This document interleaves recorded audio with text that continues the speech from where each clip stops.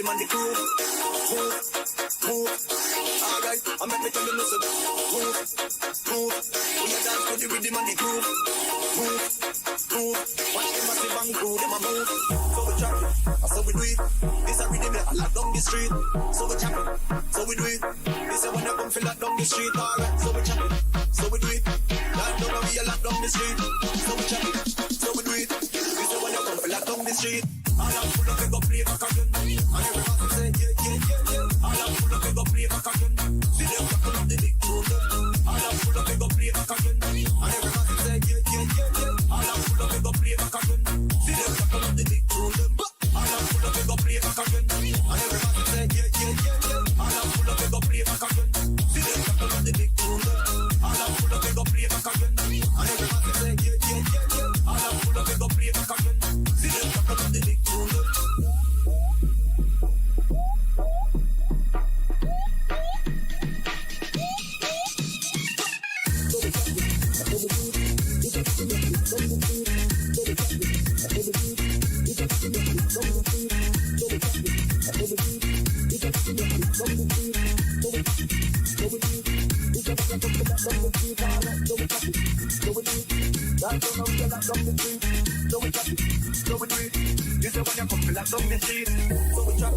So we do it. This a rhythm that lock down the street. So we chop it. So we do it. This a when you come feel lock down the street. Alright, so we chop it. So we do it. Land down and we a lock down the street. So we chop it. So we do it. This a when you come feel lock down the street. All I'm full of it, go play back again. And everybody say yeah, yeah, yeah, yeah. All I'm full of it, go play back again. See them couple of the big tune. All I'm full of it, go play back again. And everybody say yeah, yeah, yeah, yeah. All I'm full of it, go play back again. See them couple of the big tune. All I'm full of it, go play back again. And everybody say yeah, yeah, yeah, yeah. All I'm full of it, go play back again. See them couple of the big tune. All I'm full of it, go play back again. And everybody say yeah, yeah, yeah, yeah. All I'm full of it, go play back again. See them couple of the big tune.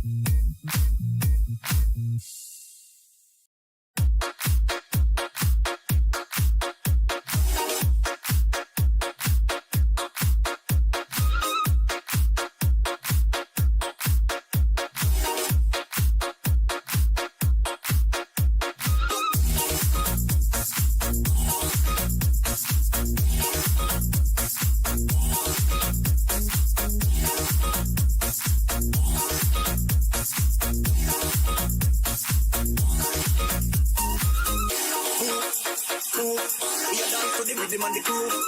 Move, move. Alright, I make me tell you listen. Move, move. We a dance to the rhythm and the groove. Move, move. Watch them massive and crew, them a move. So we chop it, so we do it. This a rhythm that lock down the street. So we chop it, so we do it. This a when you come feel lock down the street. Alright, so we chop it, so we do it. Lock down and we a lock down the street. So we chop it, so we do it. This a when you come feel lock down the street.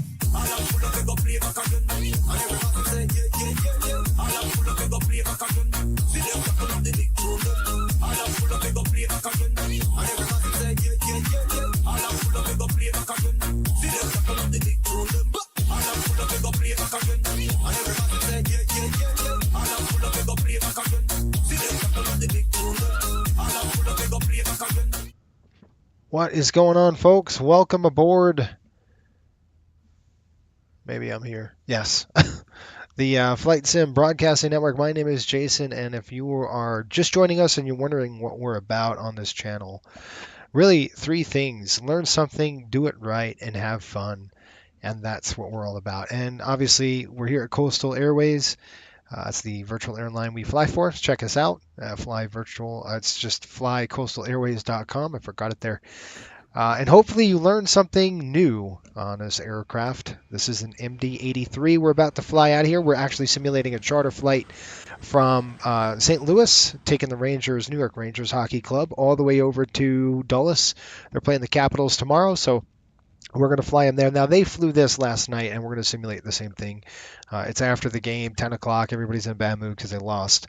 Spoiler alert. And everybody checking in. Welcome aboard, Jeffrey B. What's going on? He says, let's get some Mad Dog going. That's right. Roy, how are you? Welcome aboard. Pops is in the house. And anybody else checking in? Looks like, forgot number 4, Mad Dog. Yes, that's right. Number 4 is the Mad Dog. We are in the beautiful MD-80. It is a good airplane. We're going to try to get going here in about 30 minutes. So once we start the power, I want to get rocking and rolling pretty quick. So we're going to go pretty darn fast through the pre-flight. It's cold. Obviously, you can see the icing on the windshield already. The weather here, it's pretty chilly. It's -7 degrees Celsius. So it's cold, folks. It's pretty darn chilly out here in St. Louis right now. We have some weather in Dulles. We'll talk about that when we get a little bit closer. There's a front coming in through. We'll discuss that on our briefing. Right now, let's get it going. Let's get the airplane fired up. There is no ground services here. This is CPS.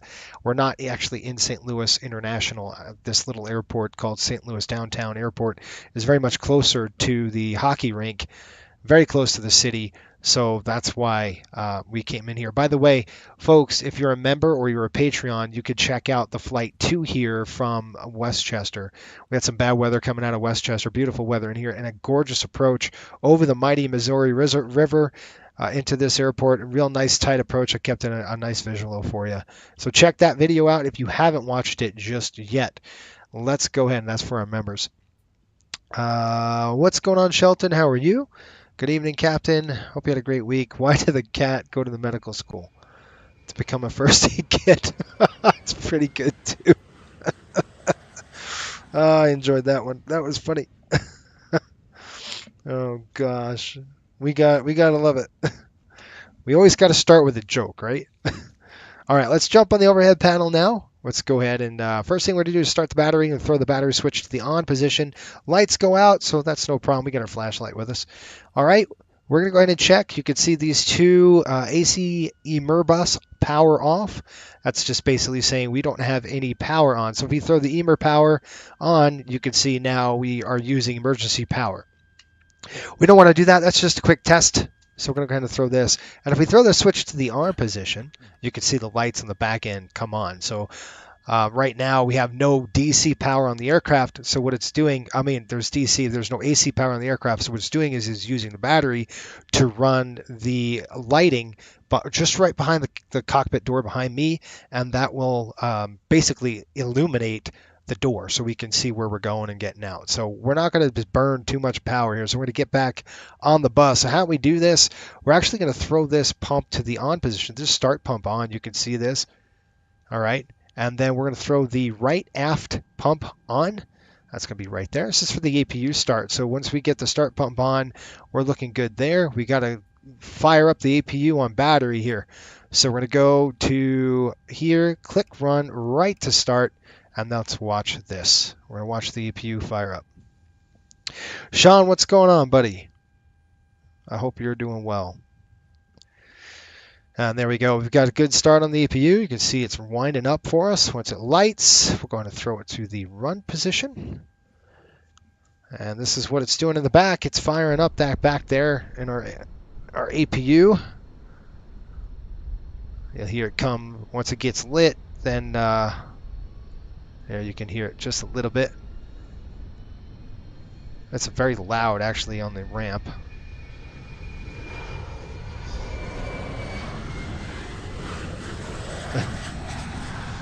We're excited for the 80, right? All right, we got a good light there. Let's go back in there. You can see it's lit. Once we got this, you can see the APU power now available. We're going to throw it on the bus. There it is. One on the bus. 2 on the bus. All right, so now we're on AC power on the aircraft. We're going to go ahead and start our ACAR system and the whole 9 yards, and I'll take this off. We got to get the airplane ready to go for the players. They're going to be coming on an airplane, and you don't want them to come on at a -7 degrees. So we want to make sure that we get the cabin nice and warm for them. Although I do want to make it cold for them because they play like utter garbage. So every time they do that to me, I just want to say, you know what? How about this? How about we just make your cabin really cold?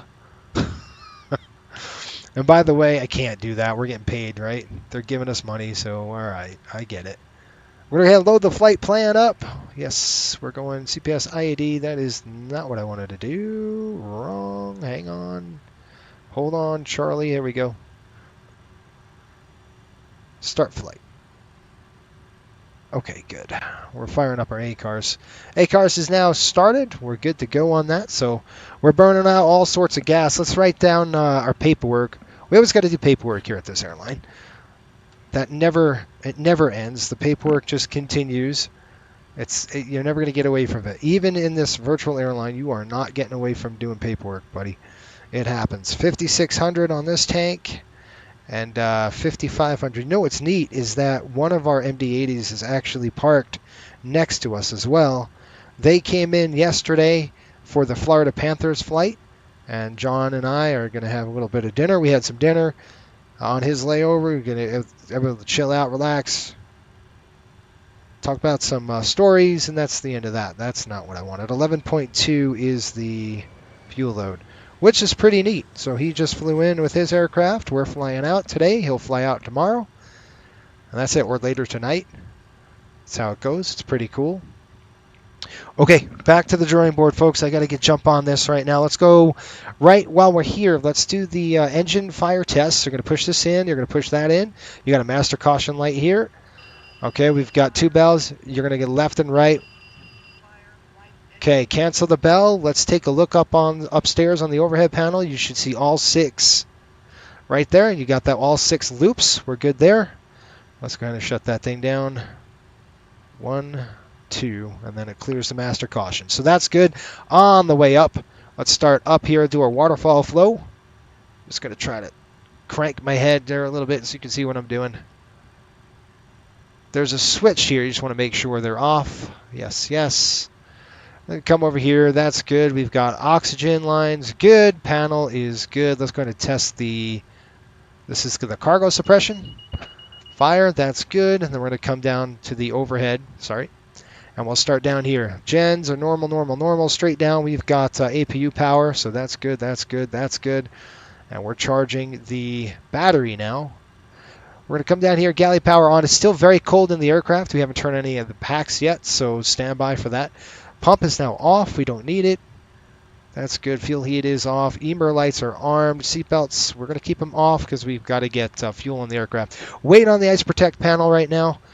Battery is good, and we are going to throw the air conditioning on. You can see we don't need it cooler. We just want it on. And you've got duct pressure in here, and throw the bleed open. That's the pack. So we'll get the pack going. You should hear the fan. If you don't hear the fan, that's because we have a pneumatic valve that's closed. We sure do. Let's go pop that valve open. There we go. And the next one. There we go. And now you should start hearing those fans kick in as we start heating the cabin up. So you can see right now, that's good. We'll go ahead and clear. You would do a cockpit voice recorder test.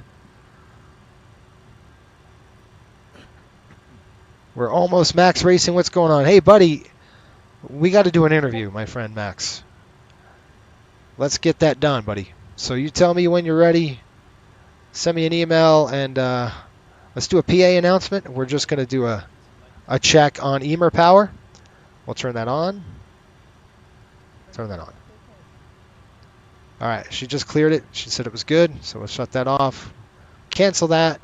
That's good, that's good, that's good. You can see we have pressure now on the right side.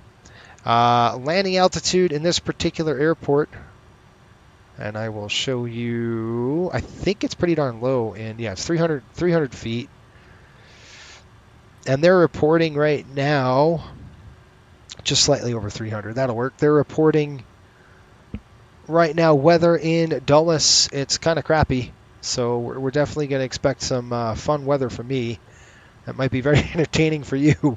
We'll see. Right now, 6 miles, light rain, broken clouds, 2,500. Forecasted to get 35 knots, gusting. 2 miles visibility, broken at 800. So it's going to be pretty darn wild tonight, folks, as we approach. We have 31 knots here, too. It's gusting pretty darn good. So be aware of that. That's our terminal forecast. Right now, pressure is 29061, so nice and low. We'll go ahead and turn that right there. It's about right. We might have to change that as we get going. Let's go ahead and click unlock. The door's open. And auto unlock there. That's good. We're going to come all the way up. Let's do our cause test. That's not a cause test, but that's ground proximity test. Wind shear test coming in. All right, that's good. Off and off. Thunderstorm lights, just checking those. And we'll do a cockpit flood on. Alt storm, it's straight up. That's good. Anti-skids coming to test. We're going to go ahead and just kind of look so we could see the annunciator panel. Throw it to test. And then you can see that all left inboard anti-skids. Good. Back to arm. Stall number 2, or excuse me, stall number 1. Take a look. Lights on. We've got the cause test going. Back to off number 2. Excellent. Okay. Cause is working. Overspeed test. Good. Logo lights are on. Yaw damper's on. That's good. That's good. That's an ice FOD. We're going to test that. You can see.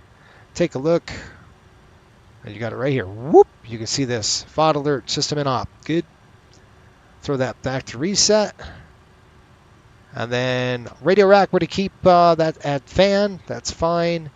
Air conditioning shut off should be auto. Ram air's off. Let's pull this and just test all our annunciator lights. Everything looks good here. And the annunciator panel is great. We'll pull this to dim as we're flying at night. And the overhead panel is done for now. And we still have to do windshield and window and all that good stuff. We're going to come down here, cage this twice, 2 pulls. That'll get you there. Oxygen test coming. We already checked our crash acts. Everything else on the aircraft, we're good there. All right. A couple of things on this. We're not going to go ahead and do a departure. I got to look to see. I don't think we're doing a departure out of here. So let's come back to this. Go to doors and stairs. Our doors are open. We're going to throw the forward stairs down. We're going to open our cargo doors. We're going to get some boarding going with the airplane. Okay, so here's our fuel.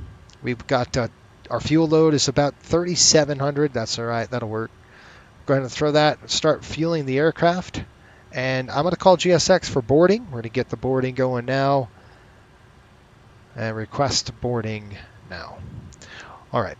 While they do that, I'll skip the MCP for now, just right now, and we'll go ahead and get into the performance of the aircraft. So let's go to our weight and balance. We'll go ahead and click SimBrief. We're going to pull the OFP in from SimBrief. And it's going to be CPS-IAD. We're going to pull that all in. We got to change a few things. This is going to be 0. This is going to be 40. What did I say? We're going to do... what was it? 50, 7550? I don't remember. Yeah, 7540. Sorry. Do you want to board crew? No, nobody. We're on the aircraft. 7540, folks. 7540. We'll throw that in there. Click execute. That's good. 3030. We're going to get the fuel on. That's looking 13 on the CG. I wrote it down already. And you can look, our zero fuel weight's looking good. Zero fuel weight right there. And then we got a takeoff weight right there. Right in the middle. It's pretty darn good. So that's great. Let's go to our performance data. We're going to go ahead and plug in Kilo Charlie. Oops. Is it I think it's CPS. I just want to make sure. Because yes, it is. CPS. Now, this is the first time we've been here. It is dry. The winds are blowing hard. It's what are the winds doing? 260 at 17. 260/17. It is -7 degrees. It is flipping cold out here, and the runway is going to be 30 right tonight. Flaps are going to be optimum. Why did I do that? Dang it, I can't go back the other way. Okay, and then we're looking at 2953. 29.53. Anti-ice is off. Packs are on. We are definitely going to get a de-ice when we get out of here, so I'll show you that procedure as well. Takeoff weight is going to be right around 124.9. 124,900, and that is not correct. Okay. 124,900. Calculate, and that's going to pull up our numbers here. We are going to go straight this normal takeoff, which means that we're blasting off out of here on 30 right. Excuse me, that is not the correct runway, so we're going to go 30 left. I wrote down 30 right for some dumb reason. Let's do that again. We're going to go 30 left, sir. And we're going to click calculate. And I knew something was wrong because this L temp wasn't up there. So this is a 7,000 foot runway. I'm still, I still won't do a cell temp at 50. I mean, even though it says 50, we might do 30 on the cell temp. So I'll do 30 degrees. Flaps are going to be set to 13. Runway is actually 30 left. And then our V speed is 127, 132. And then, 141. And I'll write all this down. I got it all written down. All right. I'm good with that. Satisfied with looks like maneuvering speed or clean speed is 229 today. We're pretty darn light. Not too heavy. All right. That's good. Set. Ready to go. Let's take a look at our log. I looked at that. We last service check was, I believe, last week. Yes, it was the 10th, a couple days ago. Not bad. All right, and that is it. We'll click that, and we'll start the boarding process. It looks like there's some moisture flying. I can't tell, but there might be. There's snow. Crapola. All right, well, we got snow now. It's really jerky when I look to the city. It doesn't like it, so I don't know why it should not do that. But anyway, we got snow falling on the aircraft now, so we're definitely going to have to de-ice. I'll show you that procedure. We would have had a de-ice anyway, but we're going to have to do hot times and all this good stuff. I'll show you that. We're going to click Start Boarding. As we're getting fuel on the aircraft, I'll call GSX, tell them to get the boarding going for us. Let's go. Deboarding, fuel trucks in position, bag and loading is process. Okay, so they're loading. We are loading right now, so that's good. All right, back to the drawing board here. Let's get to your comments. What do we got? Max says almost at 1,000 subs. Yes, got that. All right, Jeffrey says, here's what needs to happen for 1K, a Mad Dog 24-hour marathon. You guys see a lot of Mad Dogs. I don't know. Everybody wants me to fly an Airbus. Maybe Airbus is going to be in the future. Maybe. I didn't tell you what kind of Airbus, but there might be an Airbus that I could fly that I wouldn't be ashamed to fly. So there's one of them. Sean, what's going on? It says, good evening, Jason. I have thought when in St. Louis they land at Lambert. Nope, they land at downtown, my friend. Max Racing, what if Jason got a PC-12 and a bunch of Caribbean islands? That would be fun, too. Or any turboprop. That would be fun. Curtis Holmes, good evening. How are you? Type 1 fluid. Yeah, I think we're going to go a little more than that just because of the snow now. So let's go and dial in our numbers. We've got 127, 132, 141. So let's go ahead and change that over here to speed of 141. We got light snow at least. And then altitude, there is Gateway 1 departure. We are actually going to fly a SID out of here. And it looks like we're going to fly out in our waypoint. I'll give you a brief here in just a little bit. I'm just kind of looking to see where we're going. We're going to be taking off there. So I don't want to fly to St. Louis. They'll probably turn us to the left to stay clear of St. Louis traffic. So probably take off, fly, turn to left, do a 180 out, and then up and around. So that's kind of what I'll expect, but I'll let you folks do that as well. I'm going to kind of just get rid of this. We got to pull up vPilot. As I'm talking about that, let's go view SimBrief, and then we'll start programming our FMC. We'll get that ready to go. Let me go ahead and click connect. We are going to be 5803, and we are in an MD-83.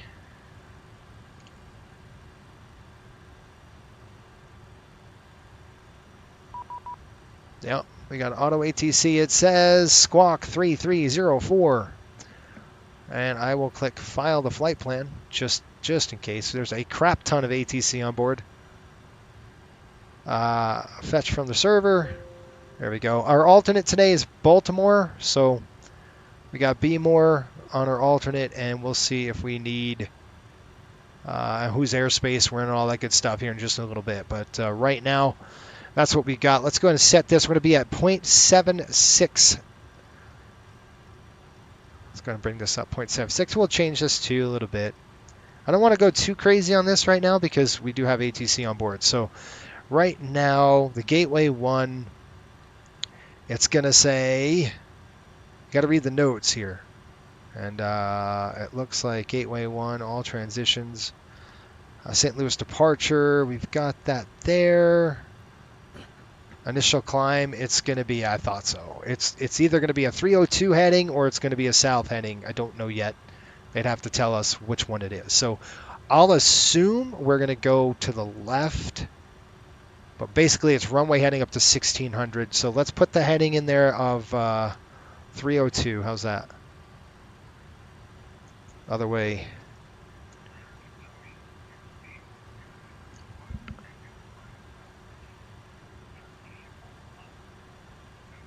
Okay, that's weird. I hear something, but I don't hear them from my headset. So give me 1 second. Let me find out what's going on because it shouldn't do that. So that's kind of odd. All right, let's see if we can't get a mic check.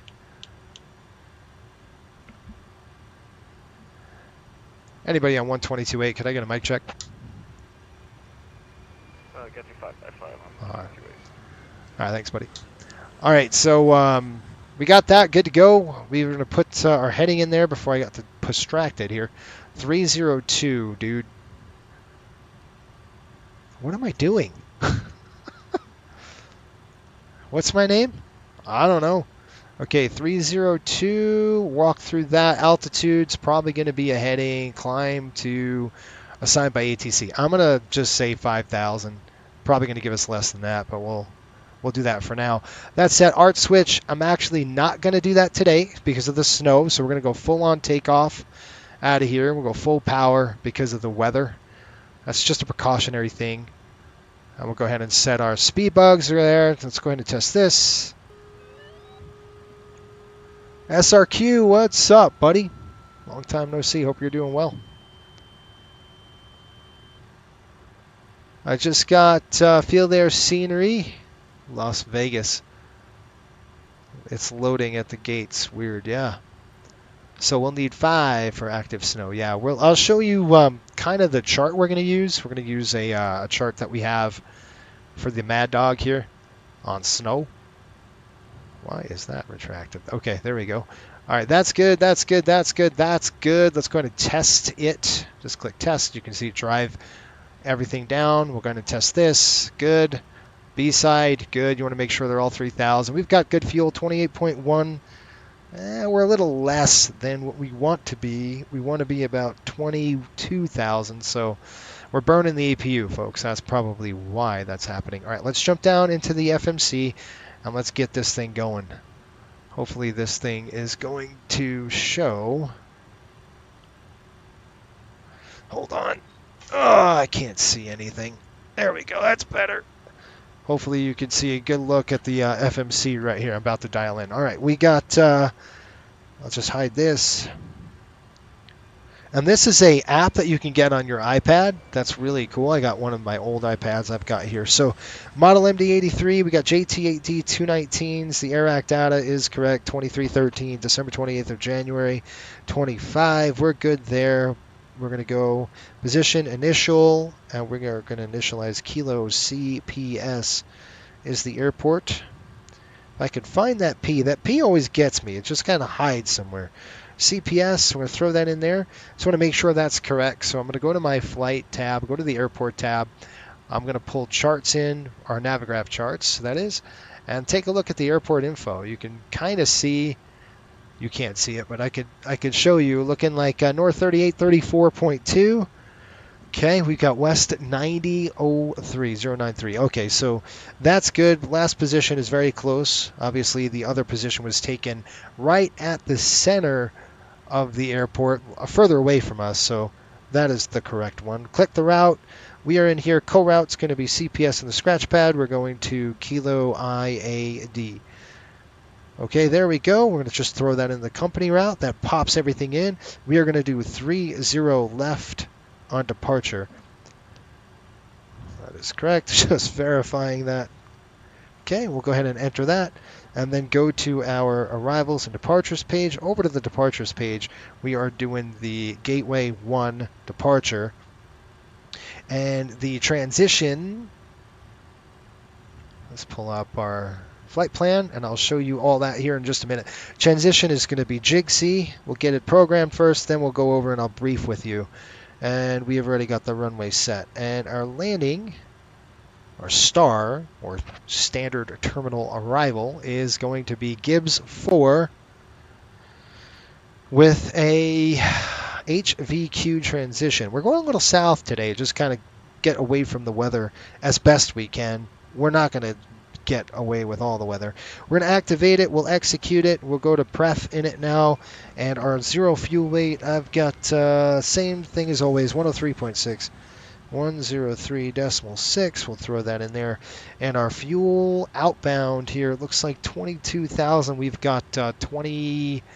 What do we got? 21.8. I don't want to keep burning, so 21.6 we'll say. /alpha means it's auto. Our reserve fuel at this particular point, kind of what we're going to protect, is 12,200. I don't want to, I'm good with 10, so we'll throw that in there. Cruise altitude 350. I already checked the charts with our weight. We're good on that. Cruise wind at this altitude, let's see here, 245, 101. So we might get a good tailwind kick, which I hope we do. Welcome to winter. ISA looks like negative 46 degrees up at altitude. It's nice and cold. There we go. So that's good. We'll click takeoff. We'll go there. We'll throw our speeds in. I've got 2732, 127, 132, and then the last one is 141, folks. Throw that in there. That's good to go. Click index. Excellent. Legs page. All right. Now, we're good on that. Last thing, lots to do on this aircraft, right? It's not just simple. Looking at trim 13, so it's going to throw our CG trim to 13 right there, and our flap was, I believe, 13. Right? Yep. 686 clear of 30 left, taxiing to the ramp. Lima Echo Juliet. Okay, so we're going to go 13 on the flap, right there. 13 on the flap. Here comes the stab. You want to make sure you hear it and you have good motion on both ways. You could check the suitcase handle if you'd like. Depends on the airline. Some airlines don't. That's the long trim and the alt trim as well, which is this guy, which you could do. That's the alternate. All right, we're going to flip this. You're going to watch the back of the... It's really cool. This is actually the pressurization valve, and that's now open. It's pretty neat. You can actually see it work. Pretty cool. Very mechanical, this aircraft. That's probably why I like it a lot. Everything is mechanical. It's all like, if there's like one of those EMB things that completely destroy our airplane, be fine. All like your IFR flight should be squawking 3304. So let's go ahead and just squawk that for now. We'll get it changed if we had to. Let's go ahead and test this. 122.8 on that. We're good. This is coming to takeoff. Flip this. 0, 0. We are good to go, folks. We'll do a walk around. Normally I would send the FO to do it, but he's not going to be with us today. Jeffrey B., you can't escape the cold. Nope. Abraham Roy, how are you? Welcome aboard. It's good to see you. What's the app? What the heck's that app called? Hello, sir. Just departed with BWN, the 73, heading to Raleigh. There you go. We can't escape the cold. All right, let's go jump out. We're going to do a walk-around inspection, and I think we're boarded already, so that's good. Let's go and turn on the dang. I got my jacket on. It's freezing out here. The crew bus is here. The passengers, the players are boarded, and I'll show you what we're going to look at here. On the MD-80, first thing we want to do is look at our windshield. Our strake looks good, and our AOA, angle of attack indicator, looks good. Coming across here, now we got our pitot tubes. All three, 1, 2, 3, they're intact and on the aircraft. Come down here, we'll check our tires. It looks good, and we've got our skid on there as well. That is the splash guard. TAT looks good right in front of us. 494 is the aircraft. I got to make sure I got the right airplane. We've got, because now there's two MD-80s here. I've got our AOA vane is good, and our strake looks good as well. We got two doors that are open, so we'll have to close those. Look at our static ports. They look good. There's no tape on them. Obviously, it's cold out here. We're going to need definitely de-icing. So we're going to get de-icing at the gate here without starting the engines. We'll delay engine start until the de-icing is over, which will be nice. Normally, you'd want to taxi to like a little area. We're walking pretty fast here, just because we got to get going. Tires look good. You're looking for any, if you guys are flying the new Airbus, the Any Builds Airbus, you want to make sure that the tires are good, no flat spots and no cords hanging out. You want to make sure that's okay. The splash guard's on that thing too. That looks good. I'm going to come back, take a look at the. You can look at the wind. You guys see look at the strake on there. The stator vein. You have the stator vanes, and then you have your power plant in there, and that is just cooking. It's because of the wind. It is brutal.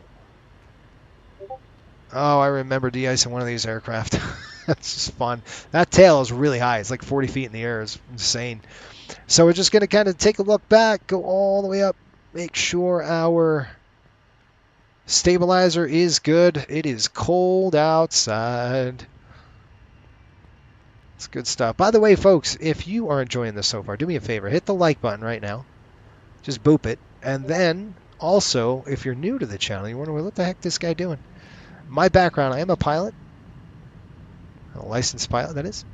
My background's in aviation safety. So NTSB, that's kind of where I started my career with. I've been in safety ever since. All right, that looks good. Splash guard's good there. And we're going to walk over here. That looks good. Back end. Again, looking for static wicks or anything like that. And you know what's interesting is I had a talk with one of my buddies who's he's an airline pilot, and he's like, what gives you that drive? We were reviewing one of the videos I did on a crash, and he said, where's this come from? And I'm like, when you see what I see on a daily basis almost, you think about things a little differently. It's not as, it could happen to you anytime. All right, we're good. We got a good jet, folks. Let's go ahead and take a look at the cabin, make sure our players are good and in there. They would be sitting down, and the airplane wouldn't look like this. It'd be a VIP setup, but for now, that's what we got. All right, let's jump in the flight deck. That's good to go. And let's give you a brief, and we'll lock them up, shut the doors, and we're out of here. All right, I don't want to spend too much time on the ground just because it is cold, and we'll start our boarding now. So while they do that, let's go do a brief.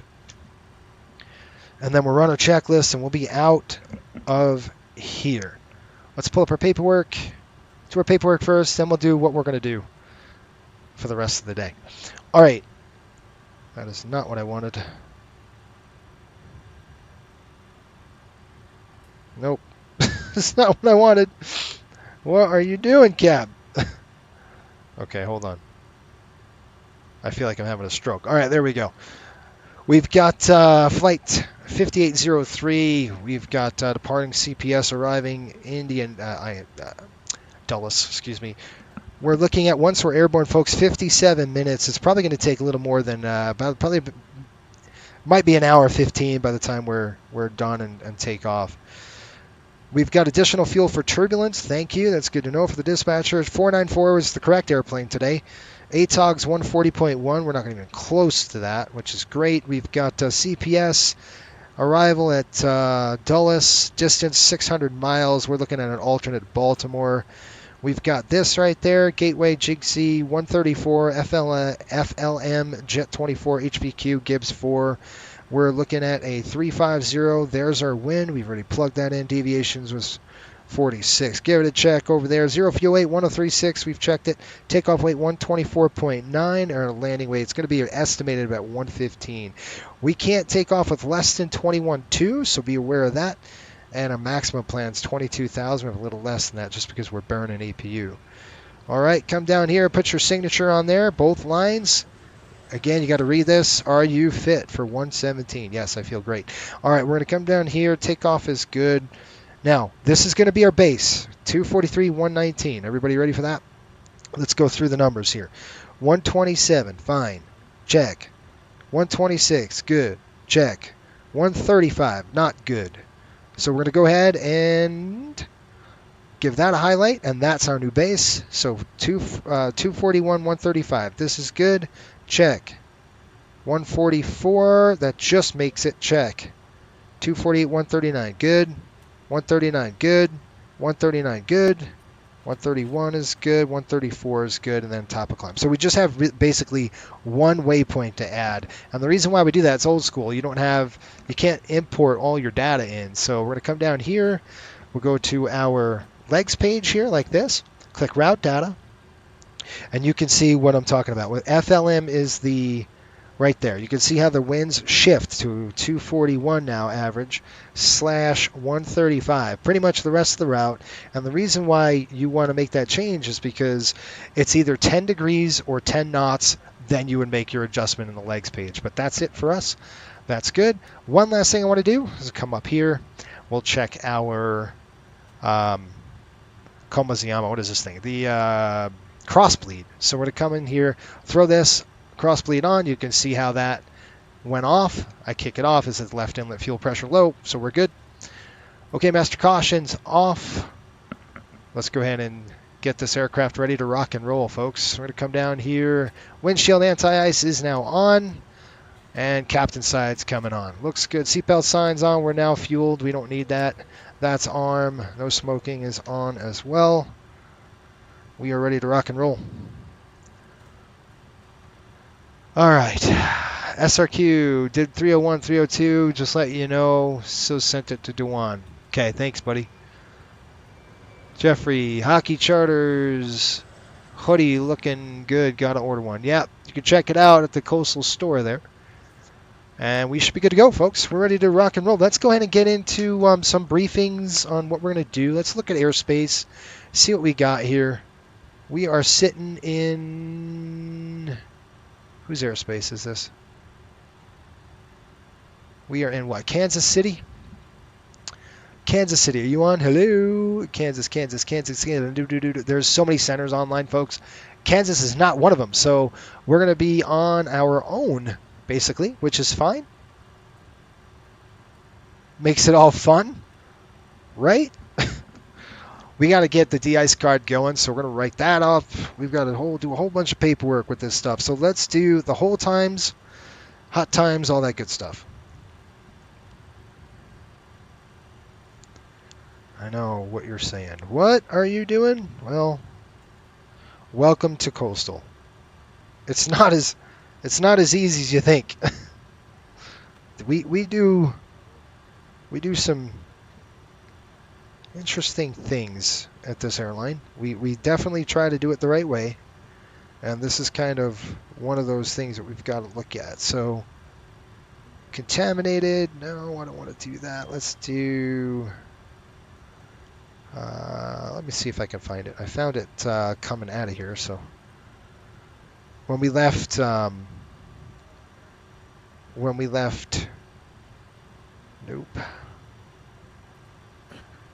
When we left Westchester, we had the same issue where I was like, oh, we're going to have an issue with this. Okay.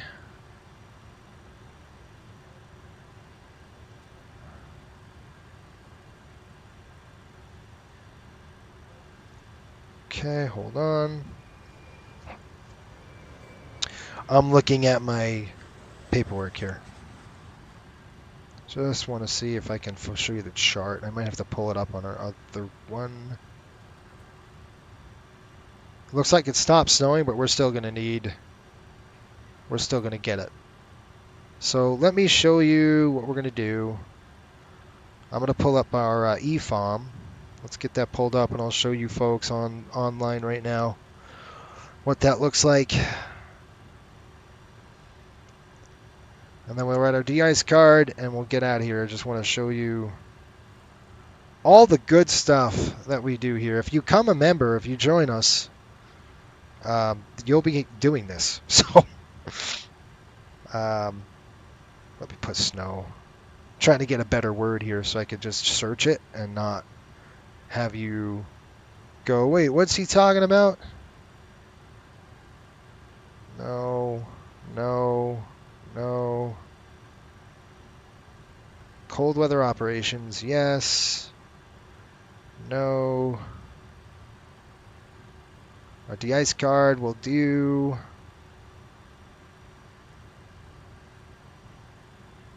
Okay. So we're looking at intensity of snowfall. All right, and I'll show you here right now. Let's pull it up. And we got to do it right, okay? So take a look at this. You can take a look. It's during at night, so we're going to enter the night chart. And this is from Coastal Airways EFOM. So this is what you would get when you become a pilot for us. All right, we're going to do, is it snowing light? It's pretty darn light, right? So it's at night. We're less than -1, right? It's cold. Light. We're looking at visibility at around 9 station miles. So we're greater. We're good on the visibility. It's about 9. Or we could say it's very light because the visibility's up, right? So we're saying, is it greater than 2.5? Yes. It's at night, very light. So we're going to use very light. So that's what the intensity we're going to use. And then we're going to come over here. We're going to say light, snow, ice, right around here. Because there's the ice pellets, moderate ice pellets, light ice pellets. We'll keep there. Less than 5, we're looking at 30 minutes for allowance. And here's our holdover time. This is fluid 1 chart. So if we did the fluid 1 chart with -3 and above, it's -3 and below. We're here. Again, very light snow. We're in this range. We're looking at 14 minutes to 17 minutes. Wing surface, that's aluminum wing surfaces. Composite wing surfaces doesn't matter. So we're looking at 11 to 13 minutes. So if we get de-icing, can we taxi from here to the runway within 13 minutes? The answer is yes. We don't have any traffic here. If we had traffic, we're on VATSIM or something like that, and there's a crap ton of traffic, we couldn't do this. We'd want to go a little higher on the time. So I'm going to write that down. 13-minute time frame. It's between 14 and 17 minutes, or 13, right around there. Let's play a little bit conservative, and we'll say, all right, we got 11 minutes to taxi with Type 1. Now, they'd probably spray us with a 4. It depends if it's snowing out. But that's kind of what we'll do. We'll plan on that. Gavin, what's up? How are you? My parents are in Nashville for the Islander game, and they saw... Cool. Brazil, huh? JJ Pajot. That's really neat. At a steakhouse? That's cool. That's pretty cool. Gotta like it. It's pretty neat. It's good that they get to see that stuff, right? All right, we're going to come over here. I'm going to look at my de-icing card. And that is a copy. I'm trying to look for one that's not filled out. So I have to look for... There we go. Let's go ahead and pull this up. I'm just going to click it. We're going to click duplicate. And where did it go? Okay. Good. All right, right here. And then I'm just going to drag this over to January, actually our aircraft. So give me a second. Let me pull this in. I'll look at my maintenance. 497. It should be 494. That's all right. That's just a crappy deal. Give me a second. Let me just pull that in here. Right here. We're going to go 497. Drop that in there. All right. This is going to be our card. Once we get this card running, we're going to be good to go. We're going to be CPS state right now is 112.24.494 Charlie Sierra. All right.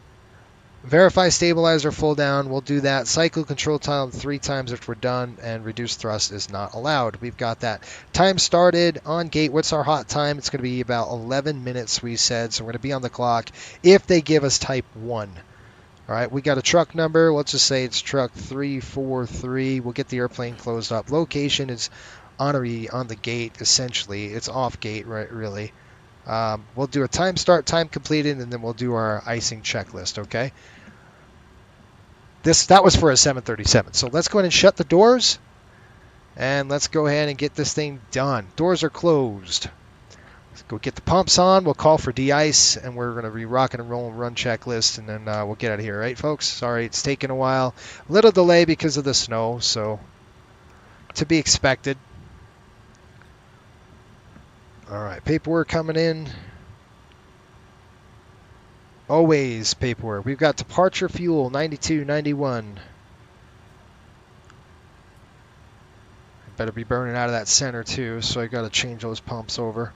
We're looking at 21.8 right now. Good. All right, oil quantity in the aircraft is 14/16. And hydraulic is 13/13. Okay, let's call for de-ice, and we'll get it done. Aft stairs coming up. Get that closed. We'll call GSX. And it's snowing, so we're probably going to want the different, not type 1, so it's going to be a little longer on the hold. And we're going to request de-icing. Where are you? Additional services, we're going to request de-ice. De-icing vehicles are on their way, yep. So as they de-ice, we're actually going to have to shut off the APU in terms of the bleed, because you don't want the APU ingesting any of that glycol. It'll burn and it'll smell like garbage in the cabin. So we got to be really careful of that. While that's doing its thing, I'm going to go ahead and look for another de-ice checklist because it's different than what we have. We'll use the de-icing checklist for this. So when they get here, let me know, because we'll have to throw them on the clock, and we'll be rocking and rolling. Let's get that out of the way. We're going to go ahead and reset this.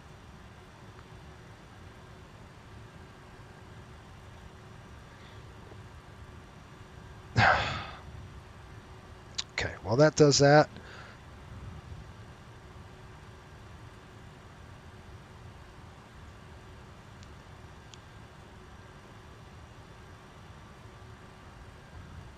I'm just looking for them to show up, is what I'm doing.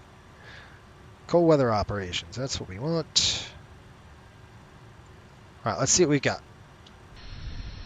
Look at that. Snow's coming in bad. And it's blowing hard. You can just hear it. Look at that. It's crazy. See, every time I turn this way, it just doesn't like it. We're still snowing, folks, and blowing in sideways. I did summon them. Here they are. They're coming in with the de-icing trucks, nice and slow, just like I expect them to be. Crap. And then while we're here, we'll click ground, and we're actually going to type 4, start the de-icing process for them, and then when GSX calls, we'll do that. All right, cockpit crew checklist, de-ice, anti-ice treatment. We are going to get type 4 on board. Flight recorder, we've already checked. ARS, AHRS alignment done. FMC is done. Emergency lights are armed. Cabin signs are on. Pedostatics are on the captain side. Windshield anti-ice is on. Engine sync selectors off. Stall warnings tested. Oh man, fire protection systems good. TRP tested. Fuel quantities checked. Altimeters are set. Now they are. Fuel shut-off levers are off. Cabin pressure is on auto. And matter of fact, takeoff is computed. Cockpit crew checklist complete. So what we want to do is de-icing. Air conditioning supply, we're going to throw that off right now because they've just pulled up to the aircraft. So we'll go ahead and throw the supply to the off position. Again, you don't want to ingest that glycol, so we'll throw that off. And then we're going to come down here and you're going to throw the cabin pressure off, and you're going to go full manual with this thing. So you're going to drive it all the way closed. Again, you don't want that fluid in the aircraft, so we wanted to not get inside. There we go. So all the way up to 0. There we go. Airplane configuration is set. We are not even dropping flaps or anything. Additional thrust required with idle. Park brake is set. APU is on. Our air is off. Actually, I'll throw the APU. Air is coming off the bleed. Where are these idiots? Okay, air conditioner. I'm just going to throw that off right now. It's going to shut that bleed valve. There we go. About time you guys got here. Holy crap. I might have to reset GSX. I don't know. That's too slow, dude. What's up, Diamond? How are you? It's good to see you as well, my friend. Welcome aboard, by the way. We're just getting to de-ice. Maybe. I might have to reset GSX. I don't like this. We'll do Type 4. Let's do it. Okay, so what we're going to do, they're doing 100% concentration. That's interesting. So we got to write this down. And the time started. They're going to call us back when ready. They're just going to start the process. We're going to go throw it on right now. We're on the clock. Matter of fact, they would tell us when they were done, so we would actually just hold that. Where time start is 4:10. 14:10, that is. So let's pull this up. 4:10 time start. So we're going to come over here. We're going to write time started was 04:10. And then we'll do a time completed. We'll go Type 4, and then we'll see what we've got. De-icing with engines running. Nope, we are not running. And then I said our hot was 11 minutes. Probably going to change up to about 17 because we're doing Type 4 with 100% concentration. So I'll write that down here just so I know we've got 100%.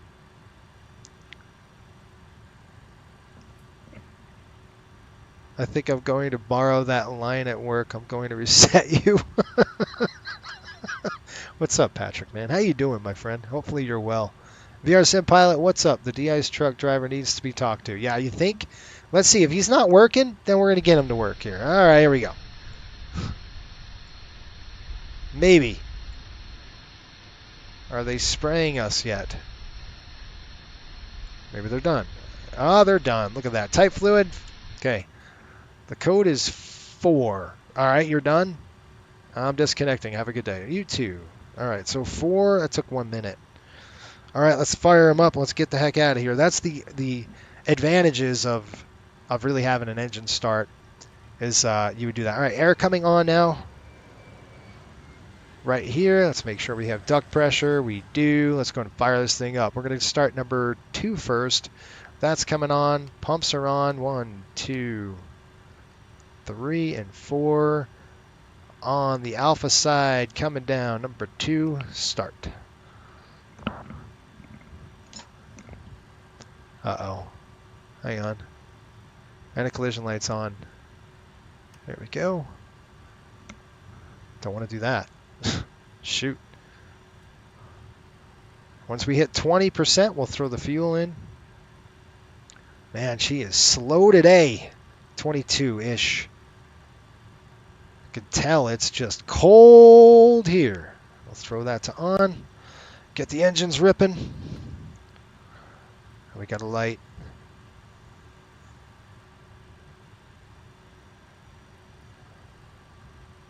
I put the chrono on just to time us with a hot time. Okay, we got a good start. Falling asleep here. It's pretty cold in the cabin, so what we're going to do is throw the supply on. You see how it's coming in now, and we will throw down. And actually, we're okay. We'll just burn the APU to start it.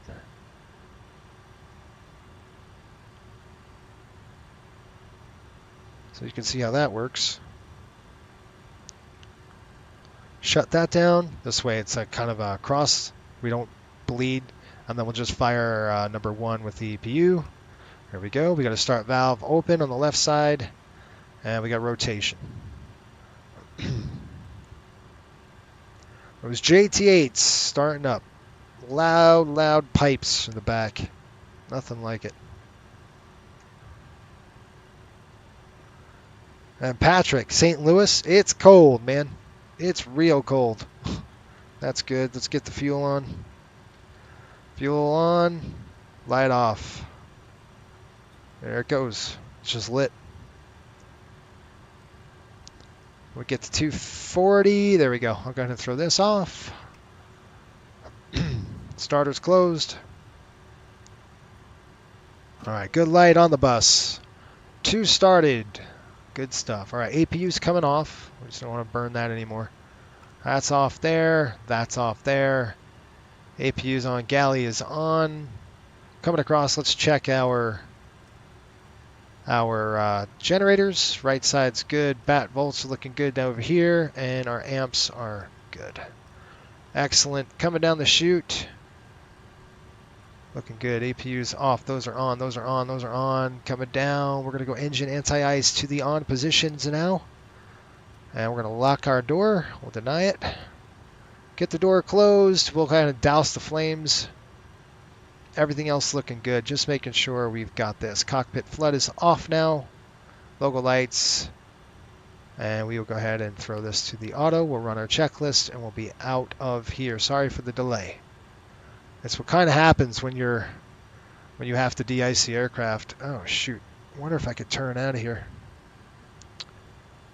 Oh well, we're gonna have to. There's a tree. Take the wing out. I don't know. Why'd you park me so? We should be good enough to get out. It's all right. I'll do a little push. Okay, running the checklist. Flaps coming in. Flaps 13, right? Up and down 13, that should be good. Right between those two, there we go. We got a disagreement right now. Let's see if we can get an agreement going here.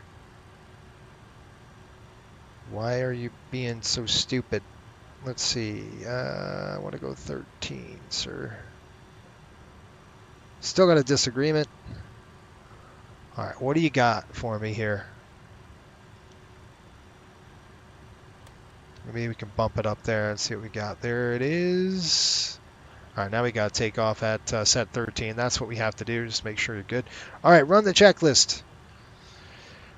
0 fuel weight takeoff. Computers set. Stab trim set. Flap takeoff selector set. Speed bugs TRP set. Fuel and fuel pumps. They are on.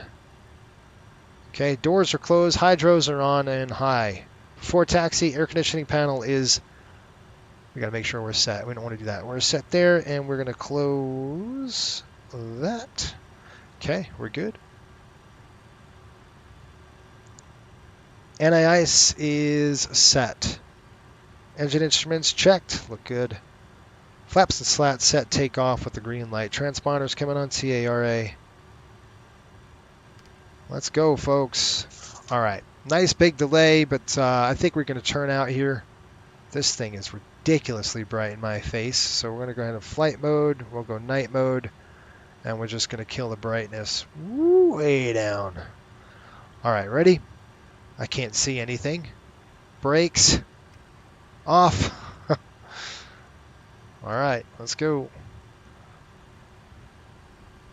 Now, the taxi on this is going to be interesting. We've got a long taxi, so won't be too bad. We just got to make sure we know what we're doing and where we're going. We're going to go ahead and taxi straight down here. Basically, until we can get to Alpha 4, we'll cross there, and I don't see any ATC on. Fort Worth, Houston, Jax, Cleveland. Okay, dude, I just see nothing but blue lights, so what are you doing to me? Okay, this is weird. This is default. Unfortunately, I can't find any good, solid... It's behind us. That's all right. We'll kind of taxi here for a little bit until we can get a good good cross going.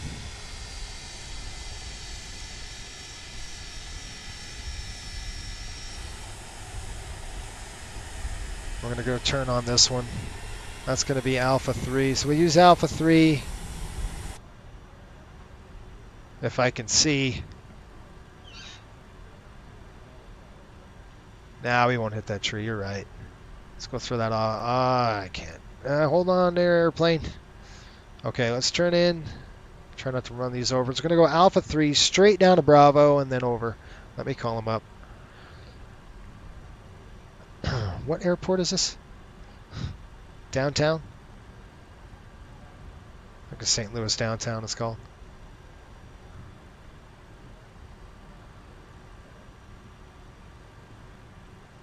Chacoya? St. Louis downtown? I'll just say St. Louis downtown. I mean, come on. St. Louis Downtown Airport, Riptide 5803, taxi runway 30 left via Bravo 3, Bravo. All right, nobody's coming in. Nobody's stupid enough to be flying out tonight, so we'll just check that. Looking good. All right, we're going to taxi straight down, cross this runway. Look at that little hill. All right, we're going to go ahead straight down here. We're going to go to Bravo. And 7 minutes so far, folks. We're looking at about 17. You would do a contamination check. So I would have been calling the flight attendants and saying, hey, how are we doing? You know, if we're approaching that hot time, then you definitely want to do that. Looks like we're going to do a Southwest taxi here in a minute. We're going to taxi like we stole it once we get on the straightaway. You wouldn't want to really do that in this kind of crappy weather, so you kind of want to keep it slower, just because, just because it's pretty bad. But we're not going to go slow. We're gonna do all right. We're gonna kind of get it up there just a little bit, not too fast. That's good. As I get my belts on. Remember, the wind's blowing hard. It's 30-something knots. It's coming at us pretty good.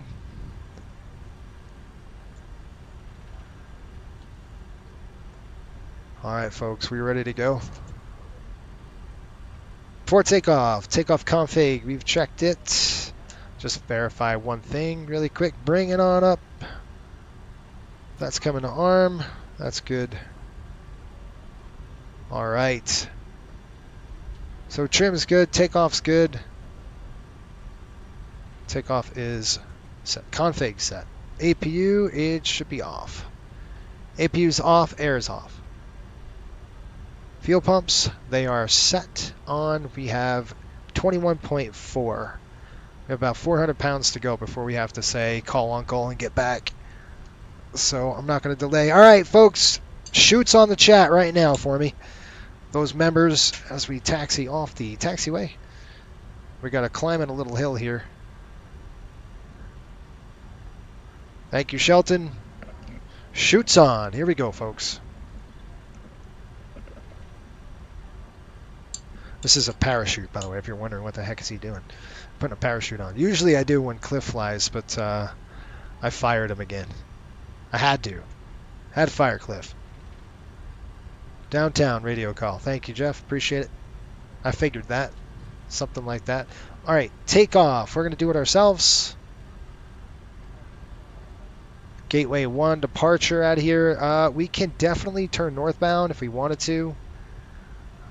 And the first waypoint is Tooele. Yeah. I'd rather turn north. It might be better when you can see the city. Downtown traffic, is it? Let me just make sure no ATC's online. Atlanta's crazy. Memphis is on. Jax. Oh, we're good. All right, here we go. Let flight attendants know we're here. I'd say flight attendants, please prepare for prepare for departure. Okay, we're running in our checklist. We're ready to go, folks. Let's give them a call. St. Louis downtown traffic, Riptide 5803, taking runway 30 left. St. Louis, departure north. I mean, we could go south, but it's going to be a little bit easier to the north. You probably are not going to see the city. Okay, looks good on that side. You would clear that side. Feels like I'm forgetting something. I don't know why, but it just does. You never want to hear that, do you? Yeah, it feels like I'm forgetting something. I don't know what it is, but it feels like I'm forgetting something. Bright lights, here we go. All right, folks, we're lined up on this runway. It's a 7,000-foot runway. The wind is coming at us from the left. Oh, excuse me, from the right. It's coming in at, what is it, 240 or something? Okay, here we go. Bringing him up. And I'm pushing him way up. Okay, hold on. Stop, stop, stop, stop. That's the cause system saying our flaps are not set right. So let's bump it down one more. And we got a disagreement again when we do that. So let's just make sure we're good to go. We got 13 there. 13 there. Now we're good. You can freaking believe that. All right, let's bring him up now. I'm going to hold him on the brakes. Your brakes are held. We're on takeoff. We're coming up. All right, releasing it. And here we go. Auto throttle is armed. We are rolling. We got wind coming in from the left and a lot of it. So, oh shoot. Hang on, I got to do something. I can't do it right now though. I have to wait. My controls are all jacked up. Well, hopefully this goes well. V1. We're holding on there. We're gonna rotate. I got a lot of rudder in there, folks. Just a ton of rudder. All right, there we go. Pause rate gear coming up. Whew. And it's 30-something knots right now, so it's wicked. All right, 1600. We're gonna descend. We got to push that nose over just a little bit. There's 1600. Climb thrust set, please. Nope. Give me a climb. Give me a climb. There we go. And I'm going to start turning out. Once we hit that 1600, we're going to go ahead and start that roll over. All right. Heading select, please. We're just going to kind of roll the aircraft over. We'll get some airspeed coming in. Bug it up. Nice slow turn. Can't see anything. We're in the soup, so. About 220 there on the speed. Flaps coming in 1. Altitude's coming up now. Let's keep going. I don't want to bank too much. Let's do 27,000 for now. Through 4,000. Looking good. Coming up direct to our waypoint here. Let's just click our legs. Twilla, it looks like. So.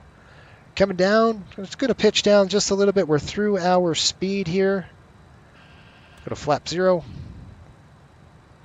Our maneuvering speed is about 229, so we're just going to have to hold that. Let's get that maneuvering speed up just a little bit. Let's get past that 200 knots and our clean speed. There we go. Nice and good. All right, vertical speed's next. I want to kind of match what we're doing, so about 1500 right now. So we'll set that at 1500. We'll go vertical autopilot on heading. Do not want to hold the heading. So all right, let's clean up the slats here. Just a minute. We're going direct to Willa pretty much right now. I got to get the aircraft turning over though. There we go. Slats coming in. Slats are up. That's coming off. That's off. That's on disarmed. Let's go ahead and clean up our lights. All right, and we're going to arm nav. Nav is armed. VNav climb. Here we go. We're on a VNav climb. All right, thrust is in. Now we're pushing. We'll run an an after takeoff check here. Just a minute. Just want to get direct to Willa or Twilla, whatever you want to call it. 15 minutes, that's good, so you know we're airborne now. The aircraft is going to speed up. I'm going to hold that 250 until we hit, looks like we're bouncing around pretty good, guarantee it, with this weather. Yeah, it's bumpy. So we want to kind of keep it below that 280 when we start climbing through, just because of that turbulent penetration speed. We've got heading select, VNav climb, and nav out. Let's go checklist. All right, we are climbing. Good to go. 429 on a 7-mile final, runway 24, St. Louis Lambert. St. Louis traffic. Okay, we got to go with a valve. Right now our valve's closed, but we got it on auto, so we'll see what happens. What's our cabin altitude reading right now? Yeah, it's not good. Okay, we're going to stop the climb.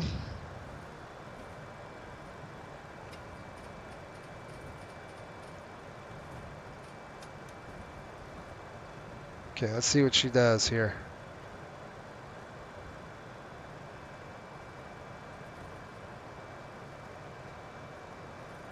All right, we're not climbing, so I'm going to stop the climb.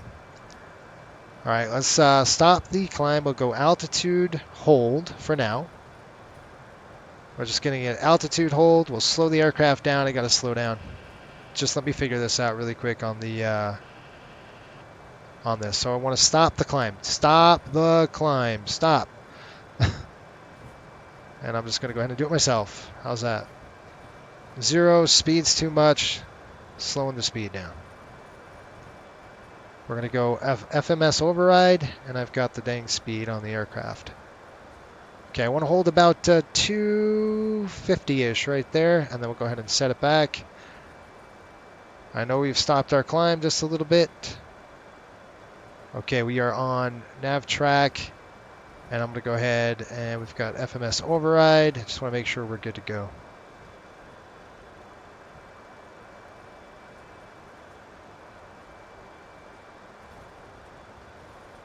On climb. Okay, we're going to go ahead and get this set. I just want to make sure, just a little bit of thrust. We've got it ourselves. Just going to stop the climb until I figure it out. We really should be about 10,000, but I want to make sure that we are indeed doing the right thing. We are. It's working. Let's just take a peek up. I saw something I didn't like, is the differential. See our cabin altitude? It's just super, super high right now. Our cabin altitude is not working. That's because of this. So if we throw this to off, let's see what happens.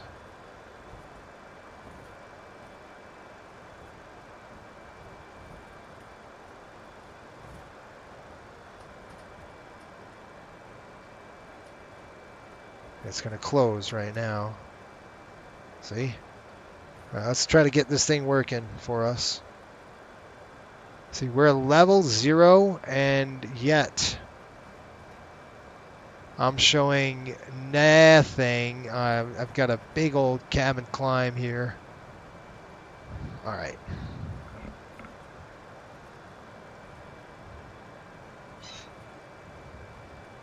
Yeah, let me check the packs as we're with here. Packs are on auto. We've got pressure there.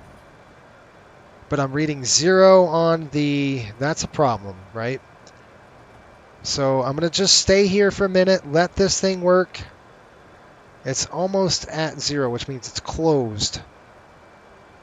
Okay. This and this. Okay. Check my airspeed. Make sure we're not doing anything stupid. We're on. All right, let me look. I can move around better with this thing. It was auto. It was set to auto. It still is set to auto. That is not. That's going to be, the valve is, like, I'll be able to manipulate the valve here. Let me lock this thing, and I'm going to come down here and I'll show you what I'm talking about. Right now, it's on auto. If I flip it down and go, it might be completely fine. See how I'm manipulating the valve closed? The valve is now completely shut. It's closed. See, look at the cabin altitude. Woo! The passengers are going, what in the blue blazes is going on? I think we're good. I just want to make sure we've got a good set going on and we don't get a alert. I think we're good, folks. We'll just check it out. I mean, our diff is fine, but I don't like that. Bleeds are open. Okay, let's try it. I mean, it's all good. Let's see. All right, we hit 14,000. We get an alarm. We know we got a problem. Right now, it's It's commanding like it should, right? But it's still climbing the cabin. I don't see it. We're still low. I mean, I'm not too concerned with it, but we're going to keep our eye on it, okay? We're going to go ahead and click VNav climb now. We should be good. Yeah, we're pretty darn low. Lever should be up. Yeah, it's good to go. We've got it auto. I can see it coming now, so I think we've got a good set. But it didn't look right. It just still doesn't look right. We're still low. I mean, we're at 11,000 feet. It should be peaking, but we'll see when we hit 14. The cabin, we're okay, because look at our cabin altitude here. Right, we're still sitting at sea level. Our differential's fine. We're doing all right. We're just climbing super good. All right, we're good. That was just me going, wait a minute. Hold the phone. That's just checking it out. That's all that is. That's me being stupid. Looks like the ghost of Cliff has arrived. Yeah. No, we're fine. When we hit 14,000, we should be good. I mean, you can look at the cabin altitude. You could see we're at 0. That's good. Differential's fine as well. We're doing all right. All right, let's do a climb check. But again, that's something that you don't want to screw around with it. If you're questioning it and go, wait a minute, is it up? Is it not? What are we doing? You know, we'll know in just like 2 seconds when it hits 14. But our cabin altitude still reading 0. We'll see. We'll keep our eye on it. All right. Climb ignition. We're going to throw that. We've got the... we still have... we're going to go ahead and throw that off. All right. So we're going to go ahead and throw the bleed... Not the bleed. The engine anti-ice here. Off. Excuse me. I can't see anything. Hang on. There we go. All right. Engine's off. That's just a look at my annunciator. I would have saw it. Okay, engine's off, and then we're going to go ahead and throw the ignition to the off position now. On the overhead here, we're going to go engine sync on and 1. All right. Through 16,000, we got no alarms, so we're good. We'll take a peek up. We were still low. We were 11,000, so it wouldn't even show, because we're going to probably pressurize to about 7,000 feet. I just wanted to make sure it was working. It didn't look like it was spinning down a little bit, because remember we had the thing closed, and it probably would be generally getting closed as we climb with the de-icing. Anyway, I just wanted to make sure we're good. All right, 29er, 9er2. Thank you, by the way, Captain Cavu. He's checking in with us. He's actually flew this aircraft in real life, so we have we have an expert on board who can help us when we do stupid crap like that. Like, wait a minute, what's going on with this thing? There we go.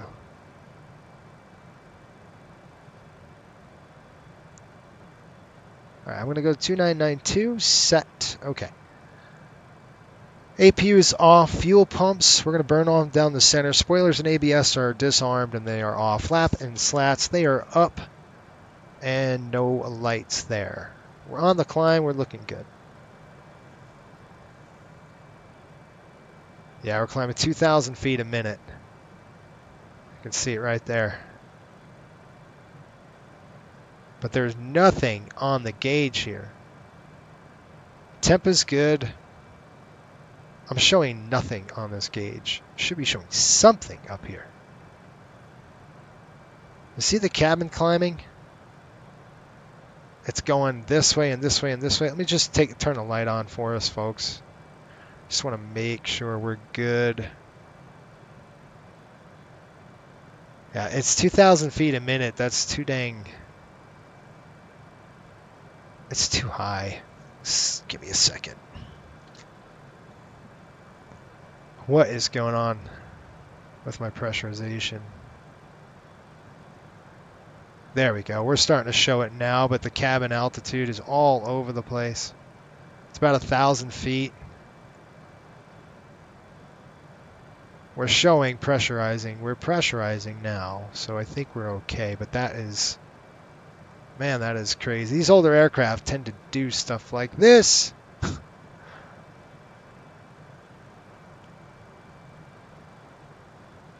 It's up. The valve's up. It's at 0 now, so that's good. I think we're all right. We're set. We're breathable. It would be really bad if we didn't have any, if our cabin pressurization was up. So if you look up and we're showing, I'll show you, this is when I would be concerned, right? So when I look up here and you see this like up here, that's a problem. If it's acting like an altimeter, then you've got a real big issue. But we're fine.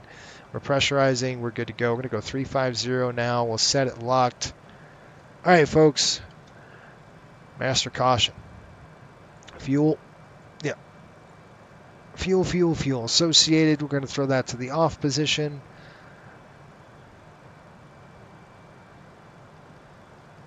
That's off. There we go.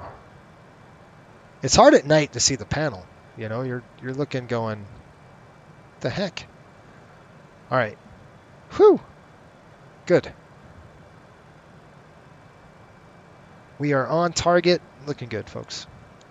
Yeah, it should be 300 feet a minute. I think we've got something going on with the pressurization controller. There's something up. It shouldn't be that high. I mean, look at it. It's pushing 1,000 feet on the climb. Maybe it's a pressurization controller issue.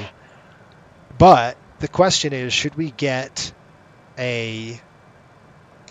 some kind of a master caution with that? And I'll check right now on the QRH just to see if that light would trigger. There's I believe there's two pressurization controllers on this aircraft, if I'm not mistaken. I could be wrong. All right. Do I have to get? We've got Indianapolis. Is Indianapolis online right now? No. All right. We got time. All right. Let me take a peek at this really quick, and I'll let you folks see as well. If I can get it, it'd be good.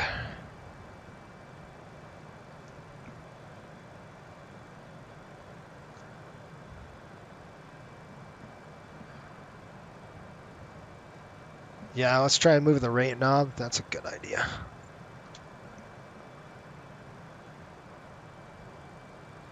And I'm going to actually turn on my flashlight for that so I can see what I'm doing. The rate, this is the rate limit. We can turn this down to see if we can't get that rate. There we go. Look, we got the rate down now. Nope, we didn't. Thought we did.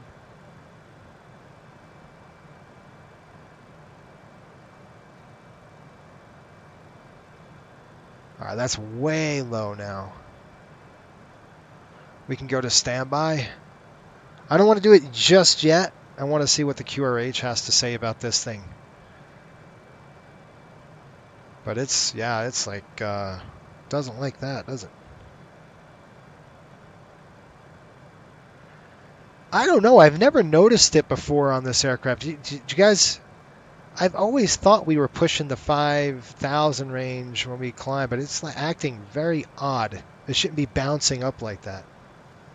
So maybe we do have an issue with the pressurization control. Let me look at the QRH, or the quick reference handbook, and I'll let you folks see what we've got.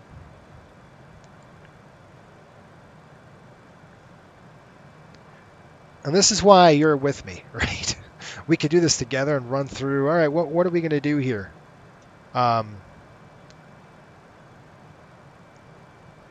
Yeah, it's getting there. Max diff. I'm watching that too, right? We're going max differential. This just getting to that number. We might have to, cabin altitude's fine. We're pushing about 5,000, which is what you'd want to see here at this altitude. Differential is hold. Well, we'll see if it pushes that diff. We're going to know about it, so it will yell at us for sure. Let's see what we got here.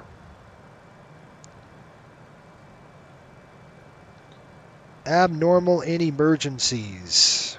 Not yet, but I definitely want to make sure. What are the indications of a pressurization controller going out on you? And will it tell you? That's what I want to know. Will it change to alternate? I mean, we could throw it to the standby mode, but I don't want to do that just yet until I get some kind of an alarm.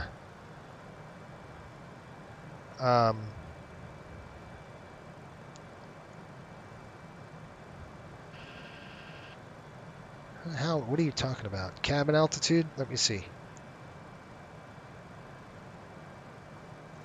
Cabin. How about just cabin? All right, let me go take a look at see what the aircraft's actually doing. All right, we're almost at 35,000. We got 1,000 feet to go.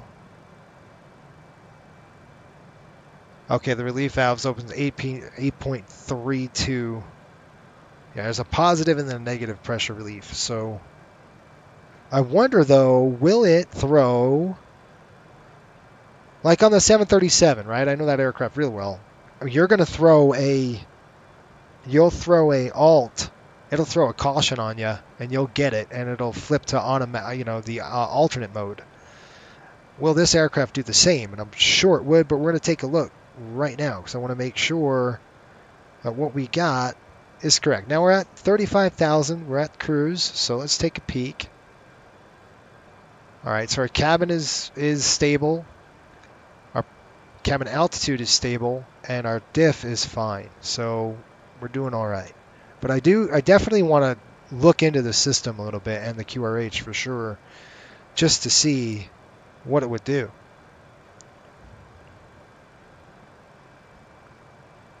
All right. While it does that, I'm going to take a look at the progress here. We're looking at 507 miles to destination. And so we got a bit of time before we start having to really figuring out what's going on.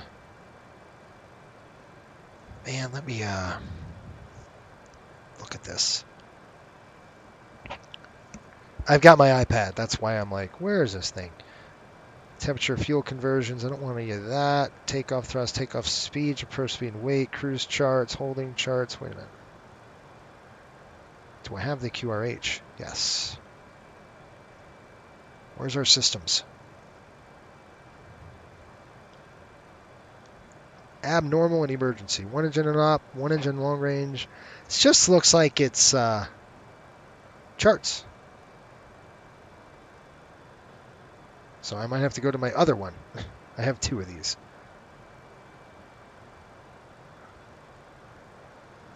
It doesn't look like it, folks. Just like these are...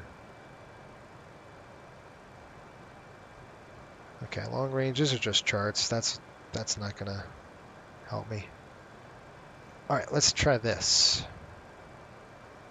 We'll try another one. How's that? Non-normal checks, NNCs. Let's see what we got for the NNCs.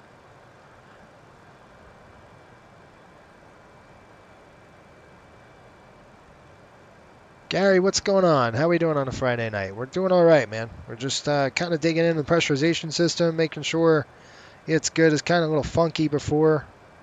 So just want to make sure that I'm just going to have to do a search. So much easier just to type in what we're looking for.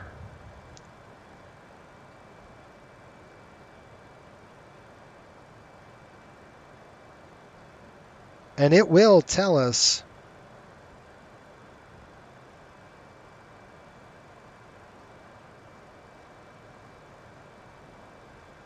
all right, 1 of 156. Good night. How about cabin pressure? 1 of 14. Let's try that. Okay.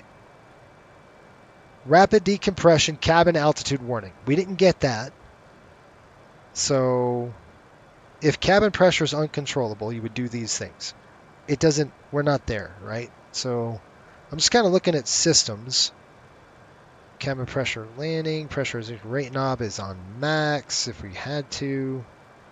That would be smoke or fumes, by the way. We don't need to worry about that. Altitude selector, 9,500. Again, not an issue. It looks like the QRH really won't tell me anything. What's going to tell me is, I'm thinking it was jammed cabin pressure controller. Maybe. NNC 8, it's 2.8. So I'm just going to kind of have a look at that and see if I can't figure that out. Air conditioning temp high, it isn't. auto pressurization, in-op, manual pressurization. All right, after a single pressurization controller fails, the blue in-op light illuminates. So we should be up here on the annunciator, and it would tell us on the annunciator panel, we should get a blue light, and it would say in-op light illuminates, and the system automatically switches to the auto in-op light illuminates. The system will automatically switch to the operative controller. So that's good, just like a 7.3. When both controllers have failed, the amber auto in-op light illuminates. If this occurs, an automatic pressurization cannot be restored through the switch. Continue with the following procedure. Manual pressurization. Cabin out control lever manual. You'd push cabin altitude control lever down in manual, right? Be prepared to hold the control wheel firmly, so high control forces may be encountered with maximum cabin differential pressure. Can you imagine that? Oh my gosh, all your force, all that. That's crazy to hold that thing. There's no way. Can you imagine? That's a lot. That's a lot of PSI trying to come out of the cabin. Adjust the desired rate of climb, descent using control wheel. Forward rotation descends the cabin and increases differential. Rearward rotation climbs the cabin, decreases differential. Maximum recommended cabin rates of climb/descent, 500 feet per minute and 300 feet per descent. Control cabin altitude takeoff as soon as practical after rotation. Move the control wheel forward so that the indicators move forward 1/3 from full open. Adjust the wheel and maintain desired rate of climb, approximately 500 feet.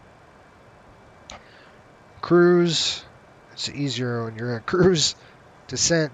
Power is reduced. Remove the control wheel forward toward close to compensate for the bleed airflow reduction. What's it say if your cabin altitude is all over the map?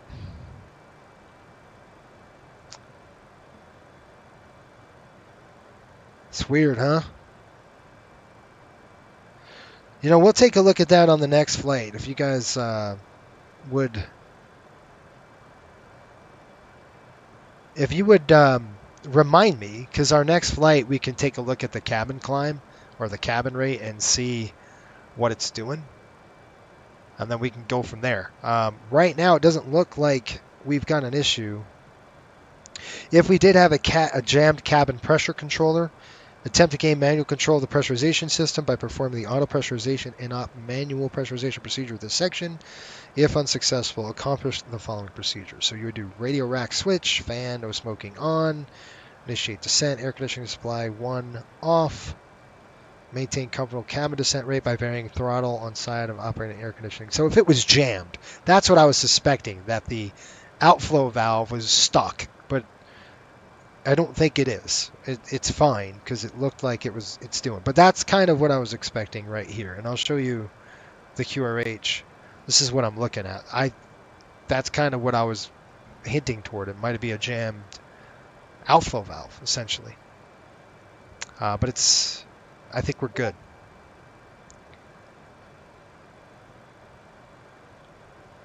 And that's the end of procedure. So we are, I think we're good, folks. It's just, I do want to look into the system a little bit just to see, because it was acting a little bit funky. A little more funky than normal on that. Maybe it was just me noticing like, whoa, it's super high, or it just didn't look right. So anyways. Okay, well, you saw a de-icing procedure, so that's good. We wrote our paperwork down. Let's go ahead and do our burn check. We'll do a burn check now, just to make sure we're doing a burn all right, and we're forecast to where we need to be. We're going to click this to cruise. Pretty much the same as normal. The airplane is acting fine, so we're going to kind of throw off the seatbelt signs. I would have done that a long time ago. All right.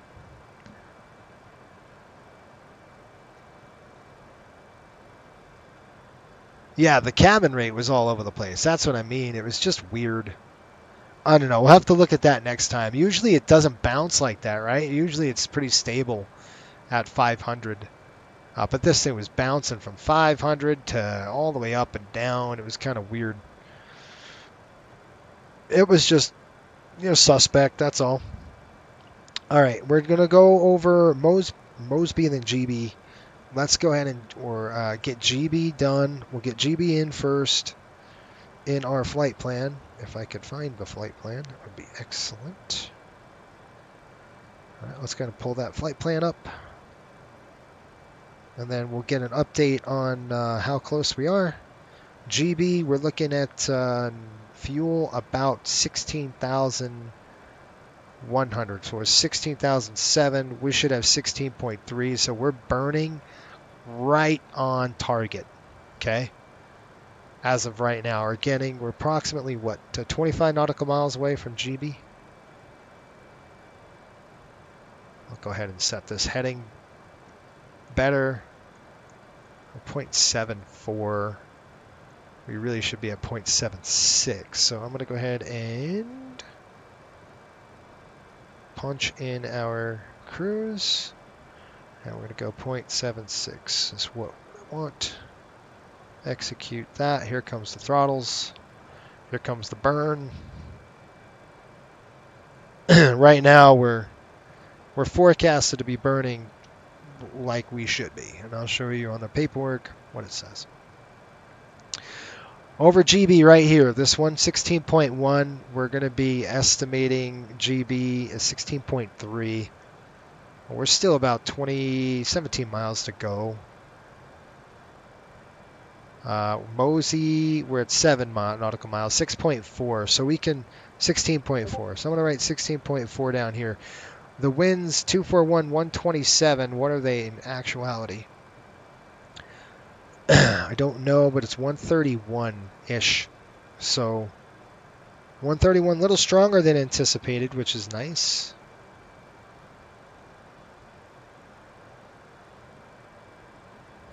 Anyway. We got GB 16.3. We're burning where we need to burn. All right, which is good. Then we got Fillmore coming in, 117.0. So I'm going to go ahead and set that up. 117.0. That's one of the VORs ahead of us. And then we're going to get, let's start planning our arrival. Let's look at the weather. We got 48 miles to Fillmore. Or Falmouth, I'm sorry. I don't know why I said Fillmore. And then let's get going because we've got approximately about 410 miles to go. So really, if you split the difference, we're looking at 200 miles. And you guys know how I like to do it. I like to be ahead of the game and not behind the 8 ball. So I always like kind of plan now. Indianapolis is still not on, so we'll get into Washington here. Washington is on. DC Center is online. So let's take a look at our airports here, and we're going to look at weather here in Dulles. Let's look at the ATIS. Real world ATIS conditions right now. There's a special. You guys love specials. I sure do. Not really. All right, we're looking at winds are calm. That's good. We'll take calm winds. We're still, we're still kind of a ways, but I'm gonna use the weather we have there in Dulles right now. So let's go ahead and write it together. We'll just do it now. This was approximately 3 minutes ago. This is a special that came out. Winds are calm. Okay, we've got 2.5 miles visibility. In rain and mist, broken at 7,000 feet. Excuse me, 700 feet. I don't know why it says boo. How about BKN 007? How's that? That works. And then broken at 1,200. And we're looking at overcast at 21, so there's a lot of layers here. 9/8, very close to the temp dew point spread, which obviously is giving us that moisture. 2946. And the runway of choice is ILS approach runway 19 left, 19 center, departing runway 30. So let's write in 19 left, 19 center, and let's get this stuff up. And What I mean by that is I'm going to look at just the yet another form I'm going to pull up. And this is from our charter department. Sean does a great job with this. This might be the other one. Yeah, that's the other one. Oh, I added it on my other one. Oh well. Let me look at it here really quick. So it's just where we're going to park. We'll find out where we're parking, and then we'll start looking at the drilling down to our approach, how we're going to do it, what we're going to do, that kind of stuff. And of course, ATC will screw it all up for us again. They usually do that to us. Oh, it's so much fun, isn't it? Okay, here's our worksheet. We'll pull up a worksheet now. You can see, I'll show you where we're parking. We've got second leg right here. We're doing CPS to IAD when we arrive at Washington. You can see it down here. Ramp 8, parking. Okay, I'm thinking that's where we normally park. I don't know, so I've got to actually visually see it to kind of get my bearings, because I don't know where ramp 8 is. But if I look on the chart, or I look on the map, I can see. So just give me a second. Let me dial in and see where the heck we're going. Normally we park on the cargo side. I don't know if we'll do that today. There we go. Where did you guys park? Nope. So they parked right in the middle. They didn't park very close to where we normally park. It's kind of in the middle. Close. But I'll show you on the charts where we park. So that's where we're going, ramp 8.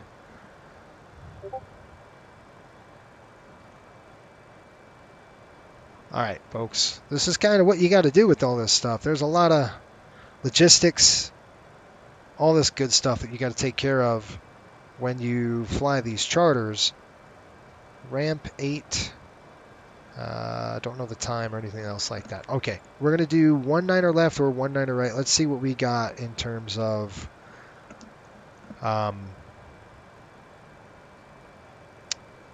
approaches. So let's look at our charts. Let me pull the charts in. And I have got to turn that down. That's killing my eyes. All right, so let's go over here. We'll go ahead and set the FMC on the arrival. We're doing the Gibbs 4. So let's hide this. We're coming into Charleston transition right over HVQ. And then we're going to plan on Hesse at 240 and above that altitude. And then we've got glide slope between 22 and 17. And while that does that, I'm just going to go to my legs page on the FMC and just kind of shuttle through it and just make sure we have the exact stuff going on. All right, because that's what we want to do. We've got Hesse at 280. You can see, I don't know if you can see that, but it's right here. 280, 240 and above. That's good. Then we've got Glyso coming in at 17,000. Flight level 220 below. Then we've got 19 and 15. That's set. Kilmer. Then we got a hard altitude at Kilmer at 11,000 feet. Set. Otto at 9. Major at 7. We'll next page it. 6,000 for Ripon. And then we've got Gibbs. And from there, we're probably going to go northbound. This has it southbound right now. Sunny. And then Saibo. And that's not going to happen. So we're going to change this to a departure. Let's see here, arrival. And we're going to set this to the 19ers. That's southbound. 19er left or right. Don't know which one. Let me take a peek. And I want to go the closest one to our parking spot. So we'll go airport information. It's going to be 19er center. If we can get 19 center, we are looking good. And where we parked is the old cargo ramp. It's kind of where they put it in. Well, maybe right around here. We normally would go here, but this one, it's about right there. So that's kind of where we're going to be. All right, so 19er center, I'm going to ask for it. Doesn't mean we're going to get it. It just means I'll ask for it, okay? So let's plan 19er center in our charts here. So I'll pull up the charts on my iPad as well as this one so you can see. And we'll go through together, and then we'll change our... we'll change everything. It looks like I got an ILS. Do we have the visibility? We do have a HUD on this aircraft. Remember, we retrofitted the HUD. especially on this airplane. We're in the Northeast a lot, so it's kind of crappy, and now we can do a HUD approach. We still have auto land, but the op spec's one or the other, I think. So if we had to use it, we can use it. No, it's not one or the other. It's the same. We can use them both. I don't know why I said that. We do have auto land on this one if we needed to. But Cat 1 right now, we can do 1/2 mile visibility down to 1800 with full runway lighting. So we're good with a Cat 1 approach if we had to. It's no problem. All right, that's no problem. Cat 2, we'll probably shoot a Cat 2 just to, we'll throw the HUD down and help us out. RVR 1200. And we're looking like an RA of 108 or 100 feet for the DH. And that'll be good. So 19er center is the runway of choice. And I will show you. Sorry, I didn't have it pulled up. Go to approach 19 center. 19 center. 19er center. Right there. I'm just going to plug it in there. And you can see kind of what I'm looking at here. Right here. Cat 1, 200 feet. And the RVR is 1800 or a half mile. We can shoot a Cat 1 and be fine. This is 2.5 miles visibility, so it's still good. Cat 2, we can probably do. Obviously, I'm going to set that. Special air crew and aircraft certification required. This is certified for that for sure. We're going to do 108 feet. It's 100 feet, 1200 on the RVR. So we'll shoot. We'll do some HUD practice is what it's going to be for us. Okay. Let's go ahead and get it set up in the FMC now. Come down here, and we're going to go 19er center. Do not know the transition. Is it going to be an MRB transition or not? Probably not, so we'll leave the transition alone, and we'll click execute. Let's go to the legs page and find out. We got HVQ, FIMPA, okay, all that's the same. Go next page, Kilmer Auto, Ripon, and this is where it changes, right? So on the Gibbs 4, right after Ripon, we go Gibbs, and then Sunjay, and then we should go northbound. Yep, that's what we want. U to U? What is that? U to U? I don't know what that is. How do you pronounce that? And then we got Matt, and then vectors to Indy, and then that will be good. So that's our setup. Let's go ahead and get this thing set up for the approach. Jason, did we get gates in? What happened? Gates in what? I'm sorry, I can't see that with the heart. There's a heart there. I can't see your text. Weird. AG something. I don't know what that is. Sorry, buddy. I can't see it. Just because it's blocked. It's kind of a strange thing. Okay, folks, are you good with what we're going to do here? 111.3. I'm going to plug that in right now on this one. Okay, we got 111.3. Inbound course is 191, so let's go ahead and set our course down to that. Oh, do we get a gate? No, it's going to be... We're not actually at a gate. We're at a ramp. That's going to be the cargo. Oh, guys, I screwed up. I screwed something up. Hang on. I forgot. This is why sometimes it's good to have Cliff. All right, 191. 191 set, and then we're going to come over to here, and guess what I did, or didn't do? I didn't shut this off. I kind of was preoccupied with that issue, and I didn't shut these dang lights off. So, I can't see anything at night, folks. It's really hard. It's pretty dark. The cell's off. Anti-collision, that's good, that's good. On the overhead now, and we will throw the local light to the off position. Okay. Set and good. Okay, folks. Diff actually went down a little bit too. Do you see the differential? Self-loading freight. That's right. Not gates. We're no gates in IAD right now, so we're just we're just going to be hammering down. Now the RML is going to be 113.5. I'm going to set that on their side. 1135. There we go. That's going to be the RML VOR. And we do have some weather coming, folks. So I am actually turning on the weather radar here.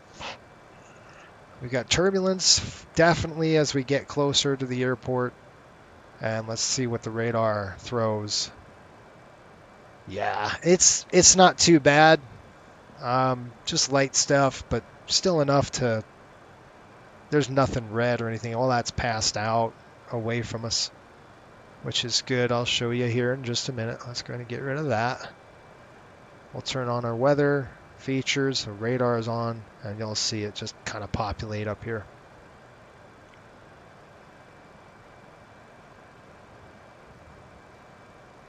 See that? There's that mess.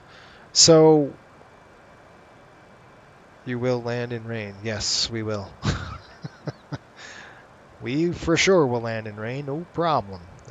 We got to set that too. Let's talk about the descent and the landing performance on the aircraft. Is it a wet runway? That's a good question. So how do we know that? We can go to airports, and we can go to information here. We can go to the NOTAMs, and let's see what they got. That's a future. Okay, 19er right, Cat 2 is not applicable. 19er right, unusable. I mean, not the runway, but that's going to be effective the 18th of January, so it doesn't affect us yet. All right, this is the 17th January. This is all the future stuff. Still 15, 15, 15, 15. Here we go. All right, 19er left. Ooh, we're not flying that. That's a light.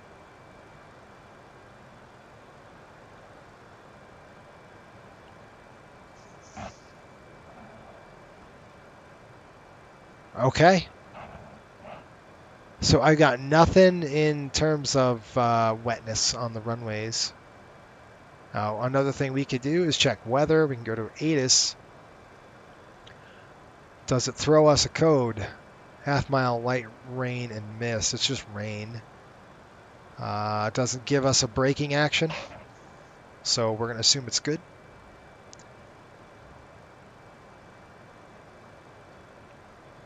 No braking action here. So the runway has to be X amount of percentage wet before it throws a FICON braking action report. In this particular case, we're going to play this deal. We're just going to assume it's good. We're not going to say it's dry. We're just going to say it's wet good. How's that? We'll be a little more on that conservative side, which I like to rather do than anything else. So we'll go to information here. Okay, that's all future. This is today. I don't see nothing. So we're good. Now that could throw another code here. It could be a matter of minutes to get an update. So just want to make sure. I wish Flight Sim 2024 actually simulates braking action. That's one of my asks for this, because it would be really cool if we did that. All right. By the way, let's go ahead and do that right now. Oh, I got to do something really quick. I forgot something. And I just have to go controls.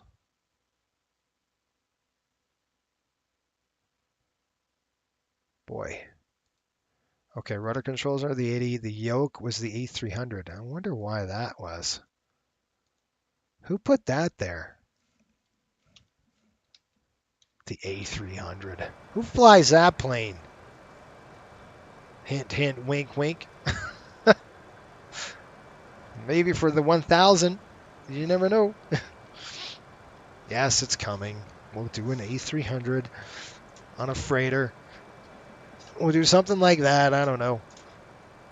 Okay, let's get the paperwork out. This right here is going to document our stopping distance and all that stuff. Yeah. That'd be good. All right, so flaps 40 for sure today. We'll do flaps 40. I got my checklist out here. I got my charts, really. Operational landing distance. All right, let's pull this out as well. And top of descent coming in at 102 miles. So just enough time to get this done, I think. Okay. We're looking at auto brake. We'll go medium. Auto brake, it's going to be good. So we're going to consider it 5. Our weight right now is pushing 118,000. So we're nice and pretty darn light. Okay, at this weight, we're going to call it 120. How's that? So we'll say 7,700 feet.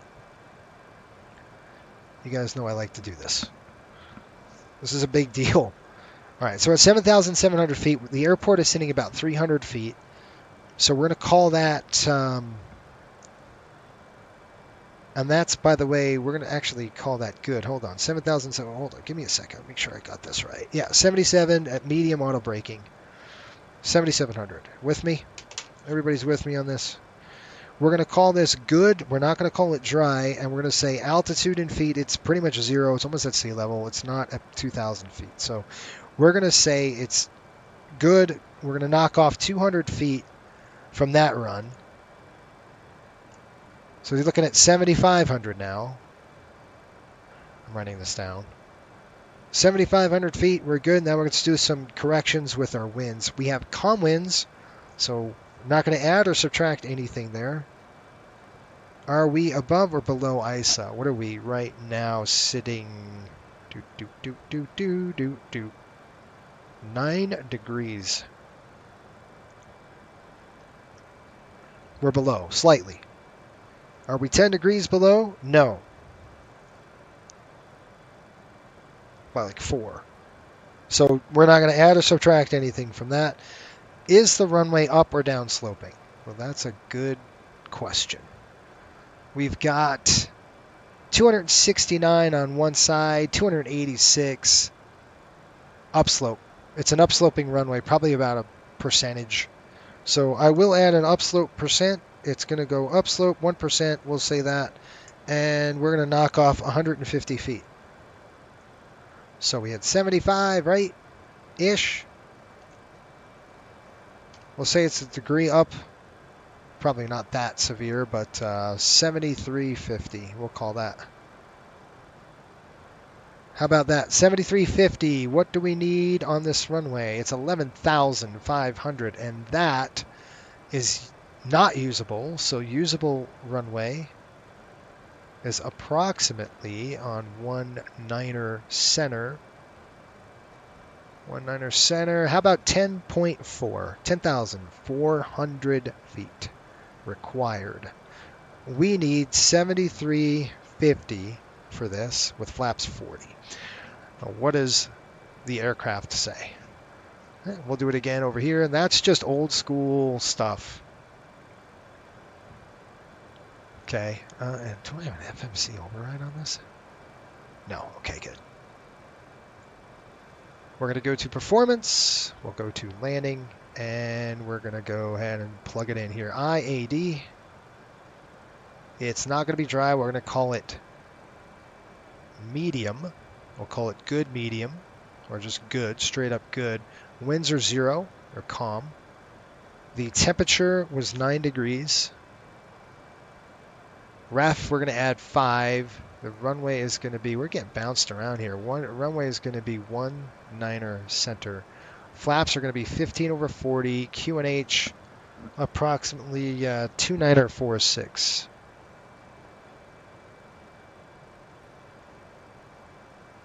Reversers, yes. Manual, nope. We're going to go medium. And our landing weight, it's going to be about 117 by the time we're done. Yeah, it's about 117, we'll call it. Now, I called 120. Let's just say 120. How's that? Let's just play a little conservative. That's what I did with our numbers. 120. Even though we're not, we're less than that. So you know this. Look at that. Factor landing distance, 7,300. And we said we'd have what? 7,350. Guys, that's right on the mark today. Look at that. That's awesome. Good job. 7,362. Perfect. Auto brake medium. Any questions? Looks like our maneuvering speed's going to be 224. Our ref's going to be 132. I'll note that there. And we're going to go flap 40 for sure. Indy center is on. Well, they didn't hit me up yet, did they? They just, yeah, I just see him now. Where am I? I'm just getting into Washington. Let me call Washington Center. DC, I don't know which one. 133-550. Let's just call them. 133-550. Back down here, 133-550.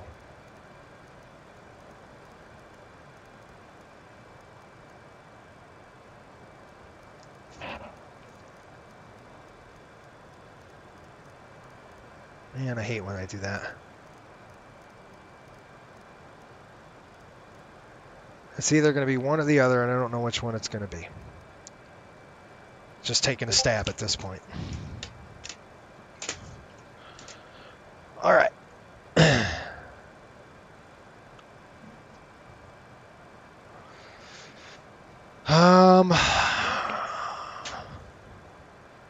Where the heck am I?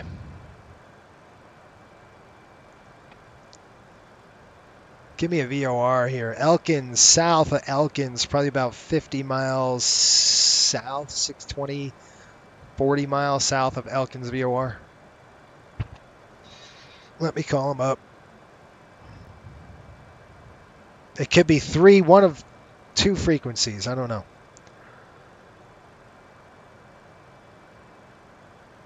Washington Center, Riptide 5803. Riptide 5803, I'm closing the Unicom 122.8. Okay, 122.8. Is the other person open as well, or both centers closing? We're all closing. Okay, thanks. There it is. It's the end of that. Well, that was easy. Pretty simple. That was a weather update that hit. Look at those that cabin is really bright. It would be much lower than that. Now what I'm going to do is just raise my floods just a little bit. I want to flood them up.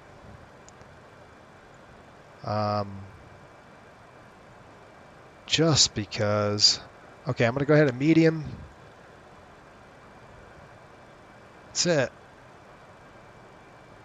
0 ATC. That's right. It's a bummer, huh? Our CPS is 410 on the right side. Left side's 400. Volts are good down here. 26-ish amps. Did you see that when the trim came down? The AC spiked a little bit. That's pretty cool. All right, what we're going to do is we're going to do the FO side. We'll throw the FO's radar on just so if they're painting anything red, we'll know it. Go ahead and throw their weather radar to the on position. Their side, we'll be able to see it. All right, so we'll do weather radar on their side. Our side, we're just going to go terrain, okay? We are definitely going to be landing 19er center today. So ATC just fell offline. So we're on our own.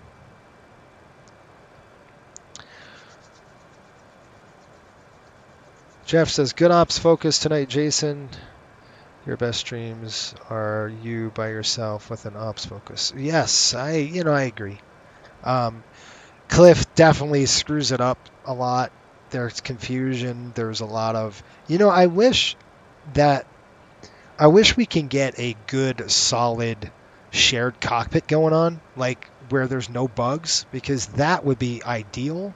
Because if you're both, on point and you're running your procedures correctly and you're doing what the, your SOPs say, you could get dialed in really good, and that's what you want to be. You want to be dialed in as a crew, and that's ultimate to me.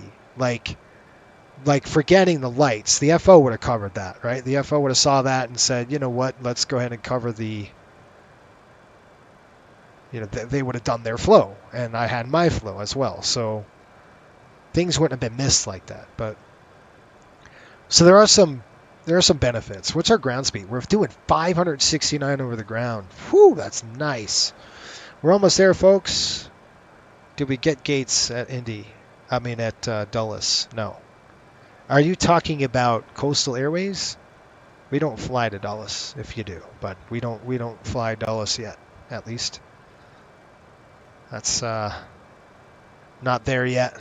It's pretty expensive. We've got a couple airports out west we're gonna start attacking when we get our aircraft. We got 2 new 800s delivered, not new, but they're used, but they're new for us. And then we're going to be opening the Hawaiian run, the one I flew during Christmas time. We're going to be opening that route again for our pilots coming up here in February. They have to go through ETOPS training, which is now done, and then I hope, and then we'll get it done. SRQ, yeah, me too, Jason. Once I get my training done, I'll have to do some. Yeah, we will. PDX to FTW, Fort Wayne, huh? Is that Fort Wayne? All right, on the top of descent, folks. We're coming down the chute here. Seatbelts are coming on. We're definitely going to send them down early. We'll let our flight attendants know, get the cabin, prepare the cabin early just because of the weather. Might be a little bit junk when we get approaching. All right. Throttle's coming back down. Here we go, top of descent. And now I got to go through my flow. Overhead panel. We're going to go ahead way up on the overhead panel here. And we're engine sync to the off position. Great. We're going to come down and then turn on our pumps. Again, FO, right? FO would be hitting this side. I wish there was a shared cockpit on the 80. Oh, man, you're talking great. All right. A couple things I want to do is want to just take a look at the pressurization as we come down. Just make sure we're good. Engine sinks are off. Pressurization set and checked. Let's go ahead and do that now, folks. Let's go ahead and check that pressurization. All right. Cabin altitude is stable. We're heading down the hill, so I expect this to start coming down here shortly. Our diff is coming down, it looks like. So I'm just watching this. And we're going to take a look at our...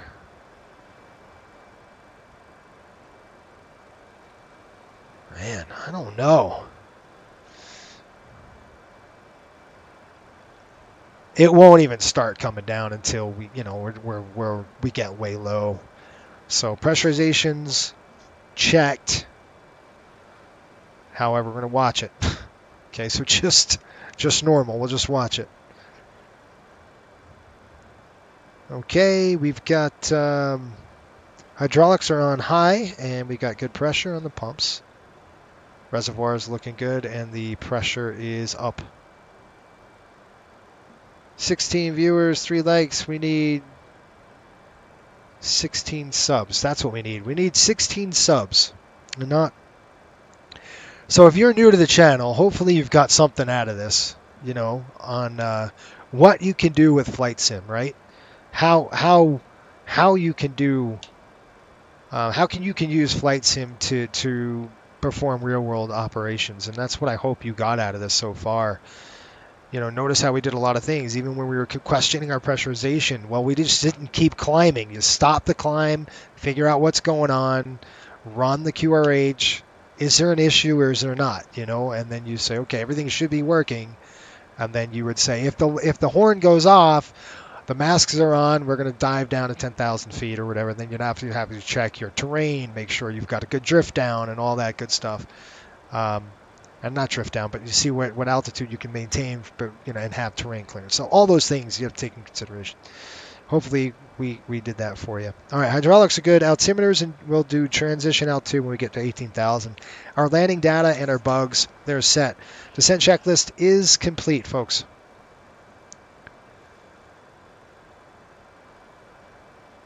SRQ says, when are you going to fly that A320? Can't wait to watch that struggle. Yeah. I'm going to do the A300. We're going to do for the 1,000 sub, and it's up to you. And by the way, let me ask you a question. Monday, we have the day off.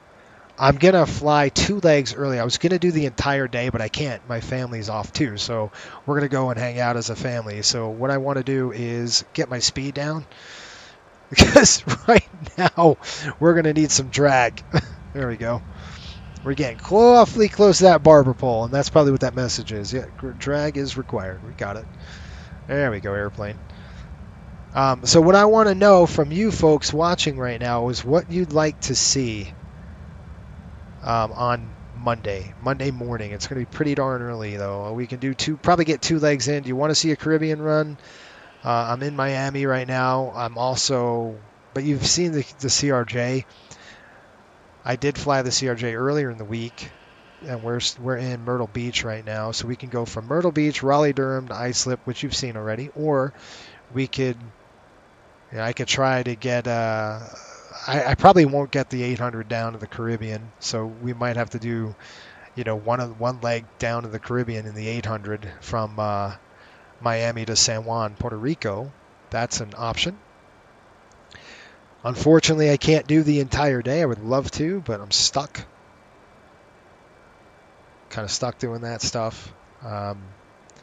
That's fine. We'll get another day off here eventually where we could do that. You need to do a 24-hour MD-80 marathon. Oh my gosh, you're trying to kill me, dude. This is you guys. You see the MD-80 a lot, and I hate to tell you, like, guess what? When the 7.5 releases, whoo, we're gonna see a lot of the 757. I hate to tell you, big time. Matter of fact, I just ordered all my class supplies, my training material for the 7.5. I'm really jumping all in on that one. Thanks for the sub, buddy. Appreciate it. Thank you. We've got. I'm basically doing a type rating on the 7.5. I'm not gonna lie. I'm going all in on that airplane, just because. There we go. 18,000. Sorry, hang on, stand by. Let me just go ahead and throw the lights on now. Okay, floodlights are coming on. Now, I can't see anything, so I don't know what I just did. And I'll have to go ahead and turn on my... I don't want to do the flood here. Logo light is on. Just check the lights here really quick, folks. Sorry. Okay, good. Nacelles good. And everything else good to go. Okay, 18,000 foot is checked. As we come in here. So I hope, and for the MD-80, I hope you guys are excited. I just finished our first 15,000 coming up here at, and see, I got to change the altitude. We're going to go ahead and descend down to 9,000 hard now. Right there. It is set on the altitude. Belts coming on. We're getting a little above the mark. And we've got Kilmer. Kilmer at 11,000.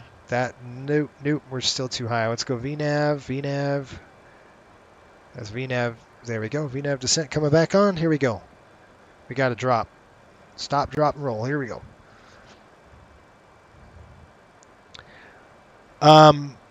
I just ordered it. I've got training materials coming in a couple days, and I am all in on the 7.5. So you're going to see a lot of that. But we'll also mix in MD-80 stuff too. On the 737 in the summer, we fly the line a lot more. You'll get that as well. So the good news is I'm not dying. The MD-80 is still here, and matter of fact, I'm going. It's super ambitious project I'm doing with the MD-80, so look out for that.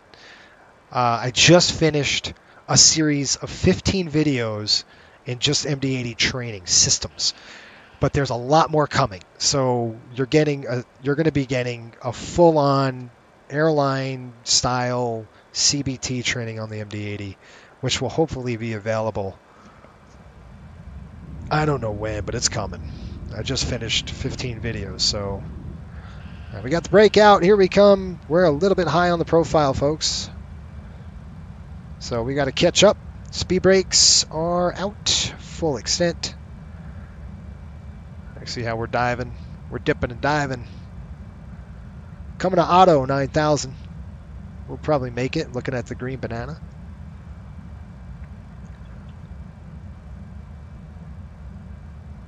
Yeah, I'm excited, man. I'm super excited. This channel is going to be really okay. Speed brakes back in. There we go. Hopefully this channel provides some information on that 7.5 is what I'm hoping for, because I'm basically doing a type rating course. So I'm sinking in a lot of money, really.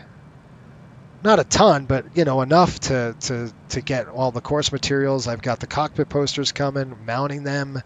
I'm putting them in my room, like a full-on like you would a normal type rating. So expect that. And yes, I have the manuals already. So yeah, I'm gonna know flows. I've got to learn flows, learn systems, limitations, everything. And it's weird because I don't want to. Oh, I'm hoping I could. Don't come up on me. We're still a little bit above profile, so I'm just trying to tickle it down a little bit. That's all. We're at auto, coming down to 7,000 now. 7,000 set. Let's go ahead and out to capture. We're going to go right back to VNAV descent. All right, keep on trucking. See, it says VNAV cap. We don't want that. That's basically capturing that 9,000 restriction, and now we're past it. So now we're at VNAV descent. Oh, okay, sorry. That's true. That really got me, because I thought we were going to hit a mountain. That scared the crap out of me. Thank you, by the way, for that sub. That's awesome.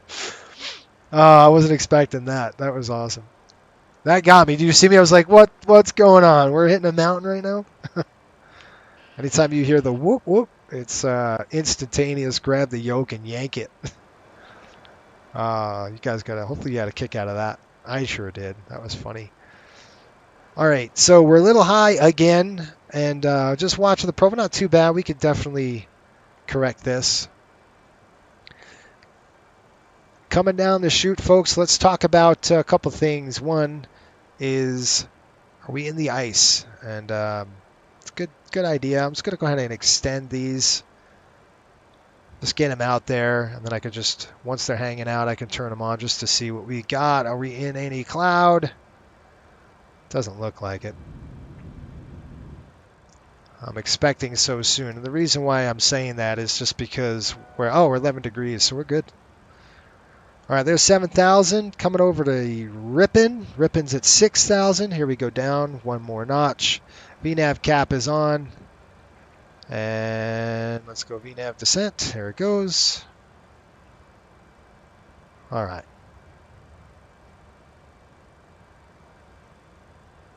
The course materials I'm getting from Avsoft.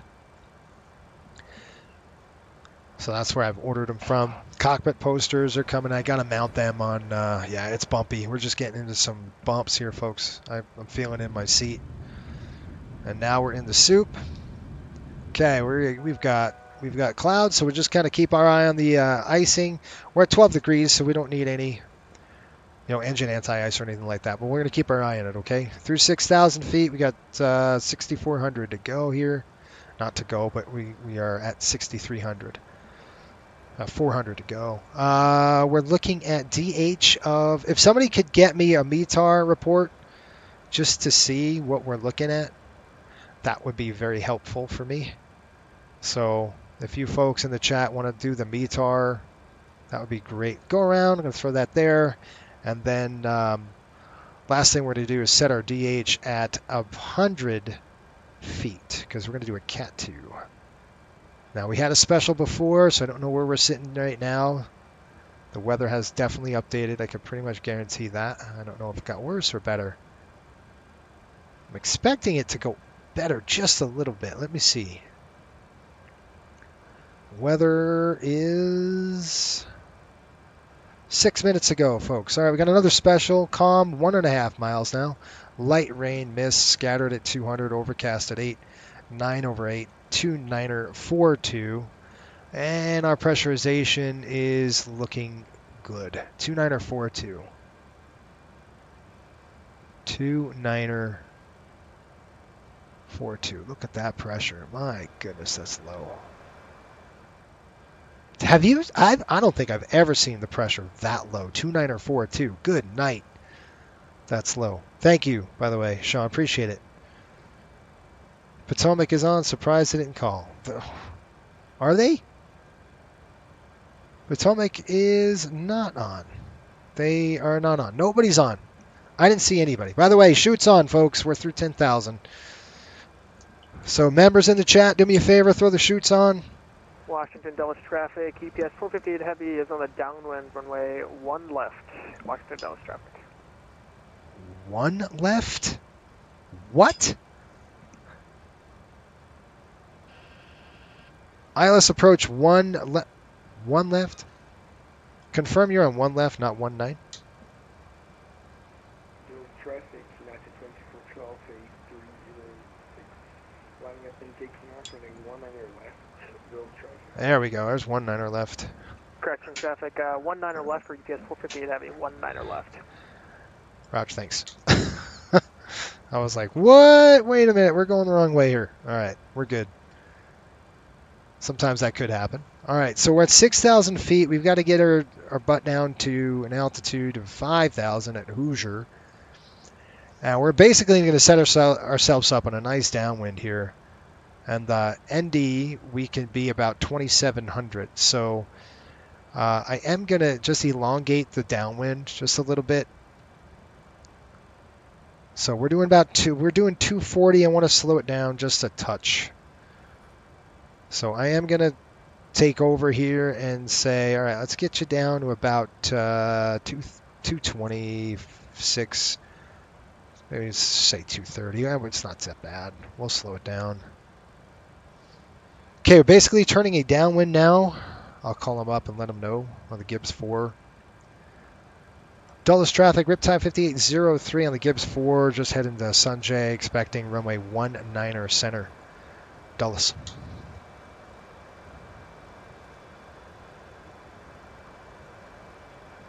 "13 degrees, folks."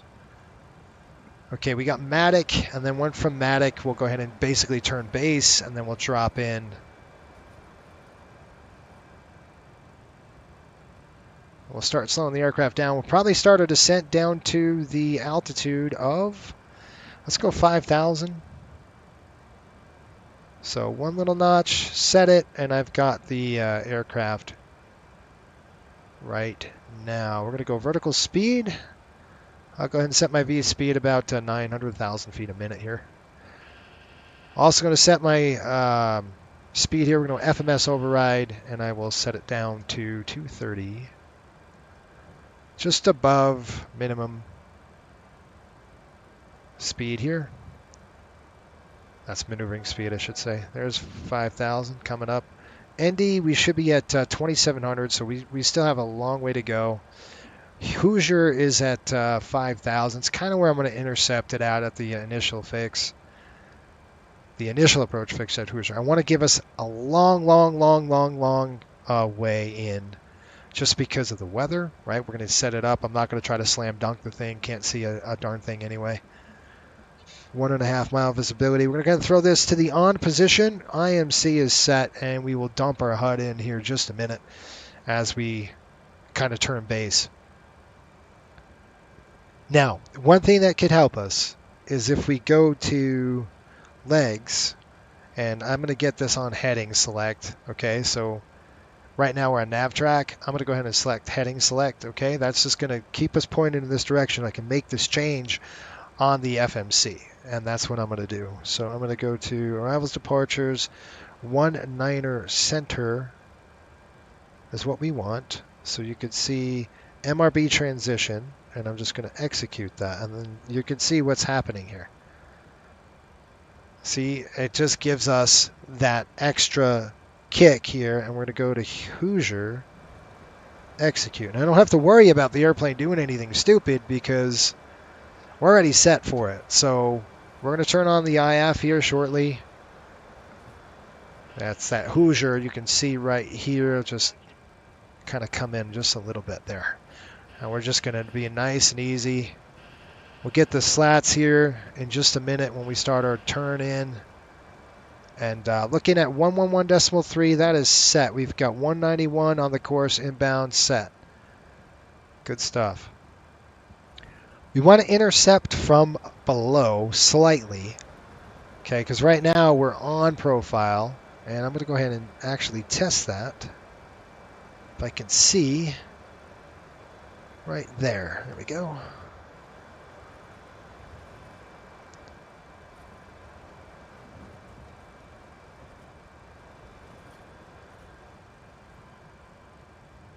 Mach 2 Will says, I've seen 2899. Oh my gosh, at Islip? Are you serious? Are you from there? Or you live there, or are you just flying in the sim? Okay, heading select. We're going to go ahead and throw it in now. Let's get her done. Let's go base. Dulles, traffic, Riptide 5803 on a base leg, about 15 out. Hoosier expecting 19 center, Dulles. All right, slats coming in 1. Speed brakes on. Armed. Slats are extended. We're going to go ahead and throw the speed down just a little bit. There we go, about 220. That's good. Heading set as well. The aircraft does not turn very tight. We're a 15-degree bank now. We're limited because of our speed. Dulles traffic, CPS 458 Heavy is on a 10-mile final runway 19 left. Dulles traffic. Okay, he's no factor. We'll watch him. It's 12 degrees, folks, so that's good. And weather is green on the radar. Remind me, folks, if you can, when we land, to shut that off. Where do I want to land? And I should have talked about that really quick when we're in the turn here.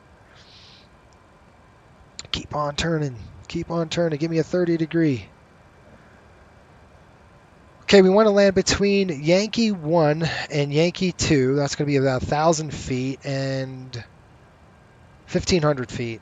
Again, it's going to be a little longer on this landing just because we're going to follow the glide slope in. So don't expect, there we go. We're turning in right now. Get her done. Get her done. Keep going, airplane. Oh, my goodness. All right, when we taxi off, we're going to go Yankee 5. It's a high speed. That's kind of where we want to taxi off at, Yankee 5. Okay, we have got to turn tighter. We're going to get into that approach course on that aircraft. And we're still far away, so see how the airplane's sluggish turning? That's why we got to turn way before. And I'm watching that airplane. I want to get in his pattern. He's going to be on the left side, so we got to keep that turn in. Gosh, it's killing me.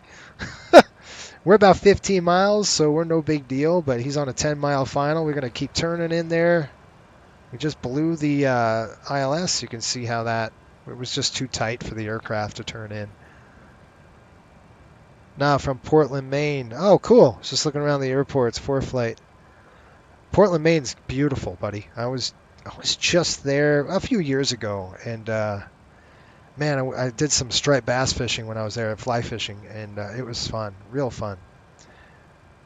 All right, we got to keep turning in. You can see how this airplane just does not want to cooperate right now. All right, Boyd's 4,500, so we're going to go ahead and tab it. So I'm just going to lock this up. I'm going to come down, and we're going to tab over. If I can do this. 45 set. Okay, sorry, I had to do that. Okay, you can see how the airplane is now starting to do some stupid stuff, so don't go that crazy on me. Line it up, dude. Don't give me a 90-degree. Okay, I got the aircraft. Vertical speed, we're going to come down about 1,000 feet a minute here. Okay, we could just blew right through the course again. ILS is now captured. Not yet. Keep on cranking. There we go. We should be good. Okay, flaps coming in. Speed's coming back down, 190.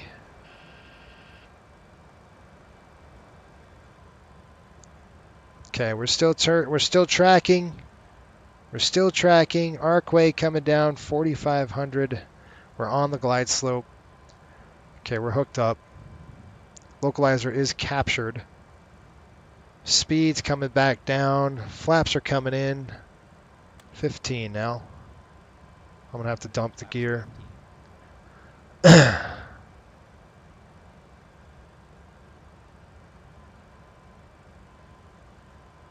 right, there we go. We're gonna set that up. Gear coming down.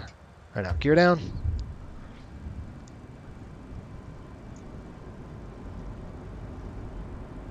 Okay, we're lower than 200. Got flap 28 coming in. We are gonna arm that.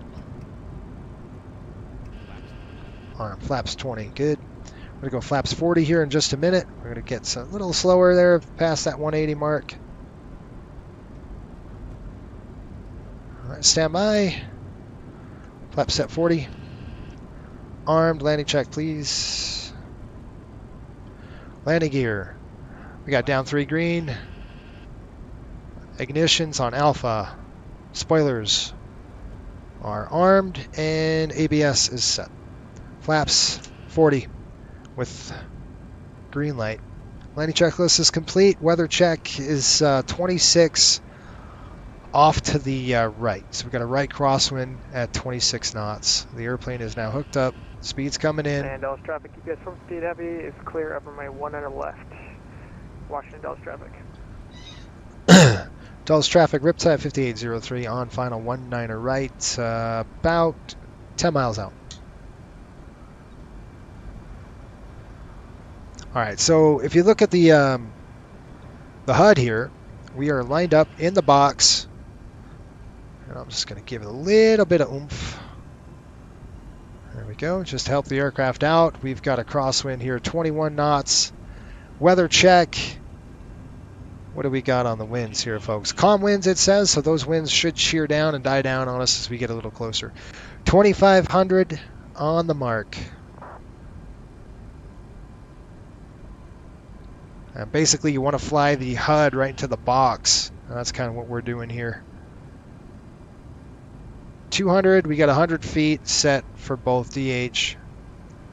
That's going to be our minimums. If we had to go missed approach, what we'll do is climb to 3,000. And then we'll go basically straight to RML and hold. I'm going to go ahead and set that altitude to 3,000 feet. It's 35, that's fine for now. 2,100. We're nicely configured early just for that reason of you want to be good to go. Let's throw landing lights on. You see the problem with this?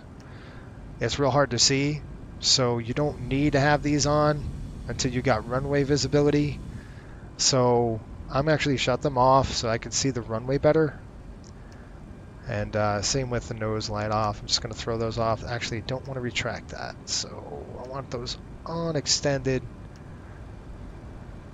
And even that's just a bummer. I'm just going to keep it off for now, and then when we get there, I'll throw them on. Get closer.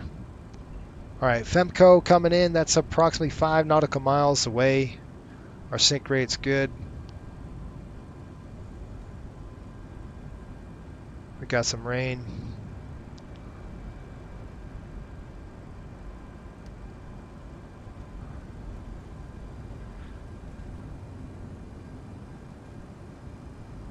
Our speed's now 11 knots. It's raining pretty good. We've got green on the radar.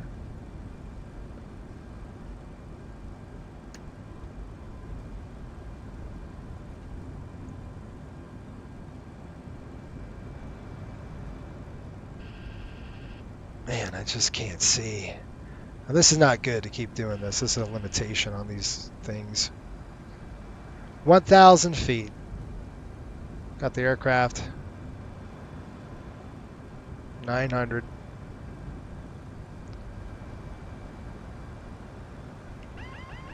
Okay, my plane and auto throttle's off.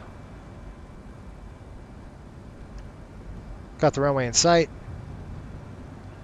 Now I'm going to go ahead and throw the landing lights to the on position. Got the airplane. Sorry, I was a little jerky on that. Losing it. Got it. Still got it. Just getting thrashed around here pretty good, folks. A little high.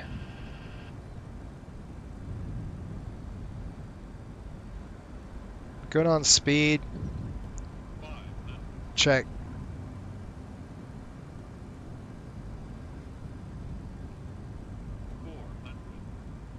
Man, it is one of those muscling me in here. There we go. We're high, high, high. We're landing. Plenty of runway.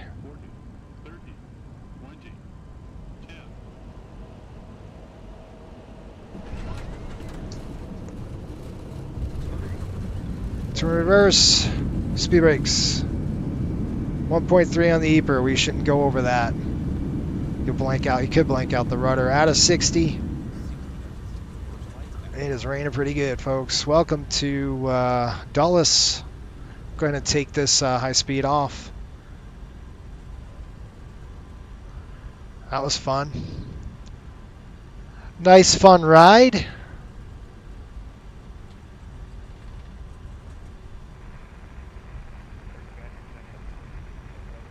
Okay, once we taxi off here, Yankee 5. Didn't I say that? I love a plan when a plan comes together, right? It's pretty good. Kind of what was said I'd like to happen. All right, we're at Yankee 5. We'll get through and we'll stop the aircraft. We'll do some cleanup items and we'll rock and roll here.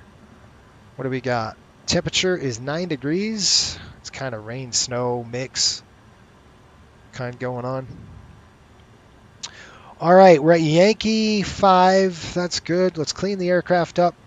We're going to throw this to the off position, let the thing cool down because these motors have a limitation, like I was saying. Every time I did that, it was an issue. Let's go. Oh, stretch my head here, and I got to throw the APU to the on position. Let's make sure we're not rolling. Here we go. We'll throw it to run, throw it to start, and we're good. That's to the off. And then we can throw this to the on position. That's fine. Engine anti-ice. You don't want to clog it up, so just the cowl and everything else. All right, welcome aboard, folks. I hope you enjoyed that. That was fun. Let's go and take a picture. That was pretty cool. Let's get something in the back here. Pretty ominous looking. I like that.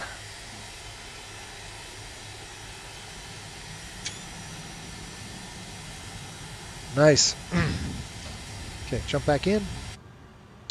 All right, where are we going? We're going to ramp 8.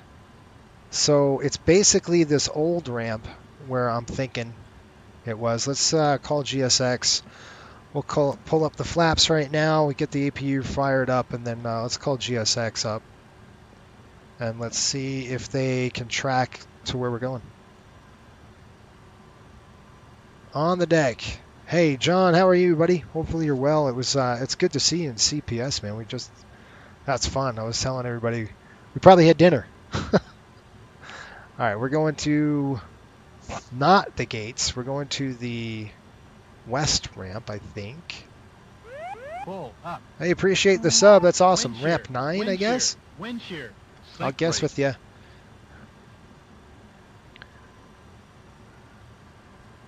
Ramp 8. Yeah, it's Ramp 8 for sure. So we're going to taxi down 5 over here. We got weather radar on. Let's shut that off before we cook somebody. So we're going to throw the power off here on the weather radar. That's good. And we're going to basically taxi straight down Yankee. So we're going to make this big old turn. Or we could go down here. It's probably going to be better to go down here. We'll go down Zulu and then we'll cut in, if that makes sense. I'm going to leave all of our lights on, that the way we have it. The cool thing about this MD-80 is that you don't have to worry about strobe lights. It's an automatic thing when the air-ground switch senses. That's coming up. When the air-ground switch senses on the ground, and you're good to go. So we're going to go down Yankee. We'll go down Alpha, just slightly, and then we're going to turn down Alpha here, and then we're going to turn back to the north. So the main terminal's up here. We don't want anything to do with that. I got to tap the brakes. We're going too fast.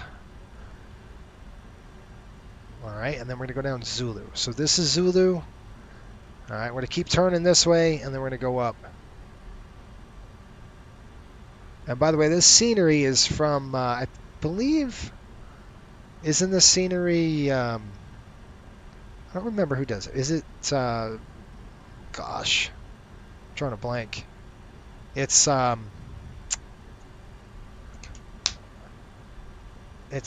don't know, I forgot. Flight Beam. Isn't this Flight Beam? I think they did Dulles. 188, not too bad. I mean, it was a little far. The landing was a little long. That's, you guys know how I like to not do that. I don't like to ever land long. But we have plenty of runway, so you know, you kind of know. Shoot, is it right there? I know it's here somewhere. It's going to be like, and I'm looking at the real pictures, so hang on just a minute.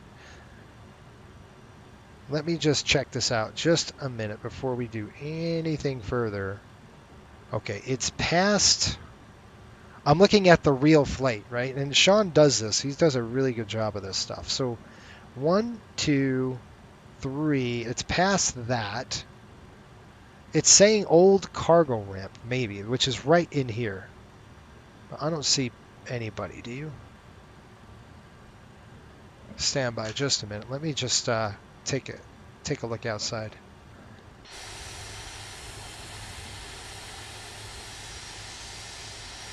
I think it might be in here, Sean.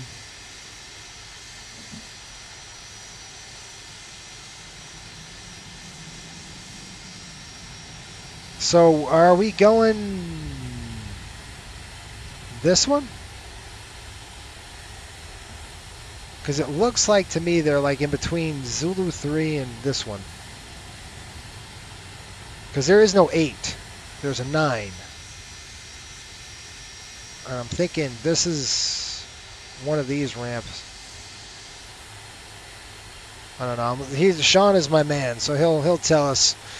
He'll tell us straight up.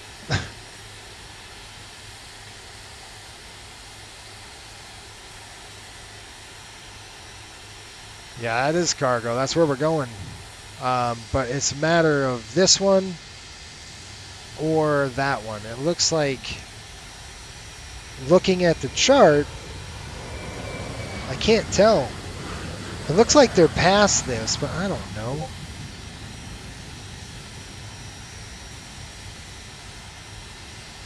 It's very difficult for me to see. It's probably past that.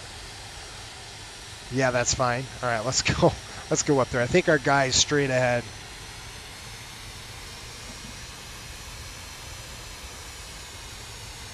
Yeah, they shut off the transponder. I'm sure they did. I think it's up, though. I'm with you. I think what we'll do is we'll pop in Yankee 4, and then our gate's right here. It's not a gate. It's a cargo ramp. And then what they'll do is they'll bus the players to the hotel. That's kind of what we'll end up doing. All right, I'm going to go ahead and fire down number 2 here. And the reason why I would just want to keep 2 on taxi is because of the weather like this. So you never want to, I'm going to go ahead and turn up my wing landing lights now. We're going to retract those. Those are a limitation. You don't want to keep, there's a motor, electronic motor in there, electric motor, that you don't want to keep, you know, bringing them up and bringing them down and bringing them up, because there's a limitation on that. So you got to be pretty careful. Is that an A300? Yeah, look at that. Looks like it. There is, but they park on the west side. Yeah, this is so what we do, folks. Like if you're wondering, this is not planned. Like this stuff that we do is not on the fly. This is planned. Sean, he's our charter manager. He goes through painstaking detail on what to do and where to park and where they're going and all that stuff. It's really cool to have that too, because what you're seeing is what they did. We're going to crank over here. It looks like an A300 there. We're going to go straight down this way, and then we'll park it up over here. And then we'll shut off our transponder as we are talking. That's coming to standby. That's in standby. Okay, I thought they were there somewhere. Maybe not. Where are these guys? I saw that dude flashing. Oh, I don't know. It's gonna be somewhere here.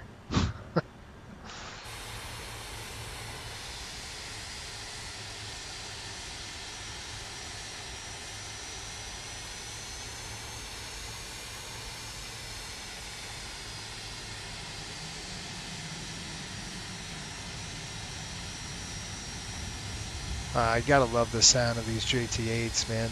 They're nice.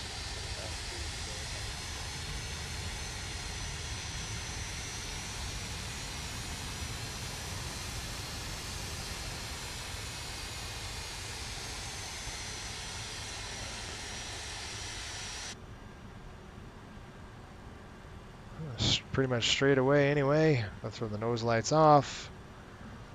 Windshield wipers coming off. Park them. Number one coming off as we roll in. We'll stop it right there. On the bus. Park brakes on. Number two is coming down as well. Maybe. There we go. Oops, did it again. There we go, folks. That's the end of that. Welcome to Dulles. We still got to get the people off the aircraft and all that good stuff. But we made it. What a fun approach that was. Nice and good IFR conditions for us to play with. It's always fun in a vintage airplane where you can get a little of that going. We'll open the passenger door right now. We'll unlock them. Throw these to the off position. That's off. Seatbelts are coming off. No smoking is off. Emer lights, we'll keep them on for now. That is coming off. Coming up and over, we'll throw the galley off. We don't need that. And then our AC we'll keep on. And bleed is off on that one. We'll go ahead and open our bleed valves. Pneumatic valves, I should say. They're bleed valves or pneumatic valves. Right there and there. This is coming off. And last but not least, let's go ahead and throw the lights off. We'll keep the floods on for the ground. We'll keep the nacelles on. We'll throw that off. And that is it. We're going to open the doors. I don't think we can deplane anybody here just because of... I think this is a restriction from GSX. I have to go ahead in here. We fly here enough where I should go in here and change it up. We're going to start on deplaning. Let's see if GSX could do it. I don't know if it can. Change facility, 9. Request follow me, no. What, did you see that truck? That truck did a wheelie. That's awesome. That's so cool. That makes me laugh, guys. Yeah, I don't know.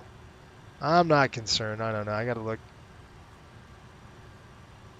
All right. So paperwork time. We're on 608.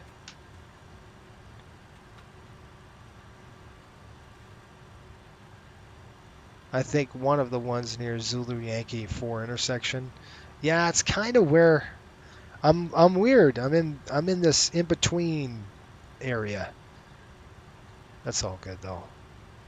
We're good. We'll deplane them. getting them off the airplane.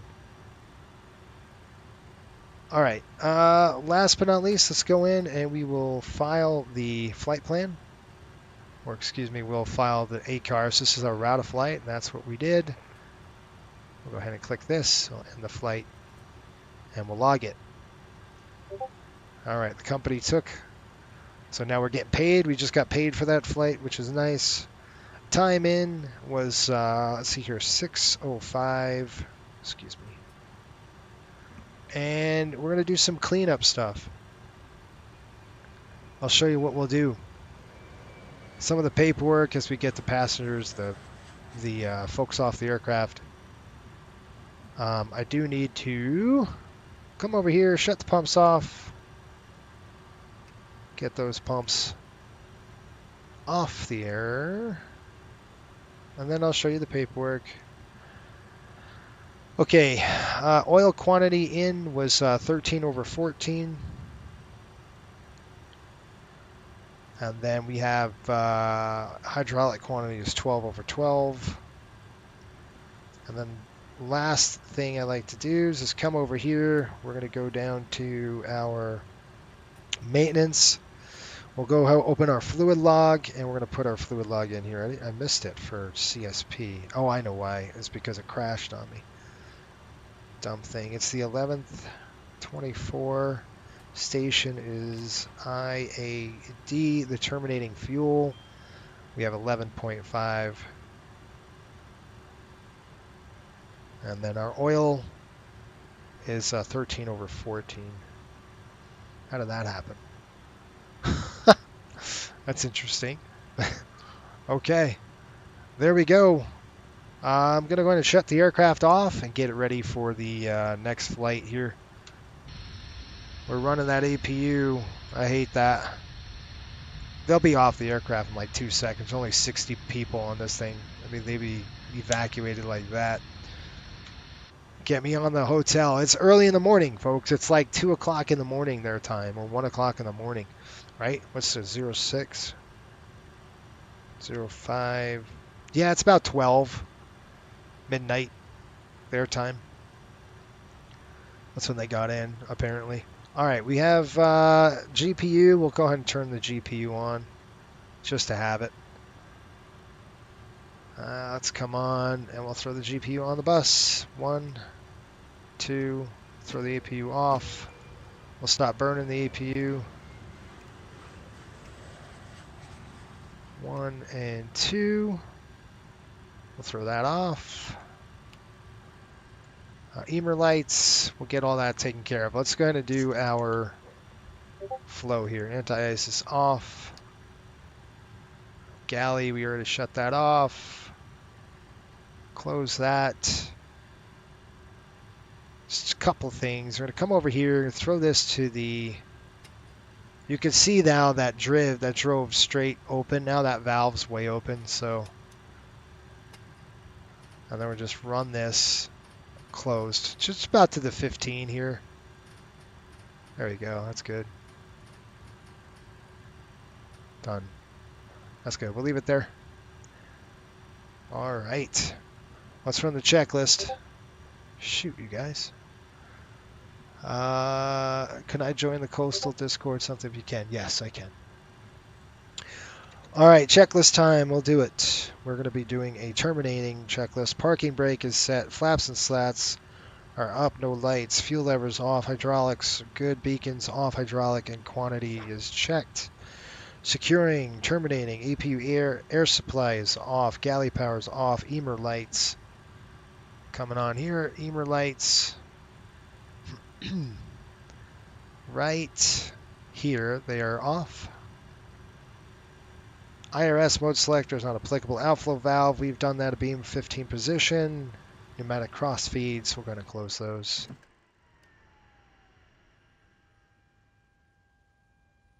I knew that was going to happen. You knew that was going to happen. Closed. APU master is off. Stand by just a minute. Let me get the lights on. APU master is off. That's good. Fuel tank pumps are coming off. And the reason why it shut down on me is because really wasn't on the GPU, or they pulled the GPU on me. Emergency power.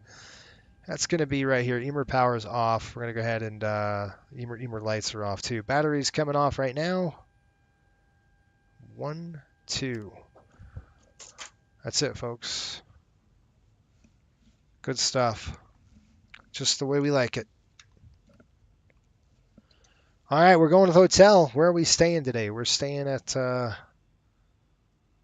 give you a heads up on where we're staying. Let me look. I think Sean hooks us up. We are staying at the, let's see here, AC Hotel by Marriott Washington, D.C. Convention Center. We'll take a look at that.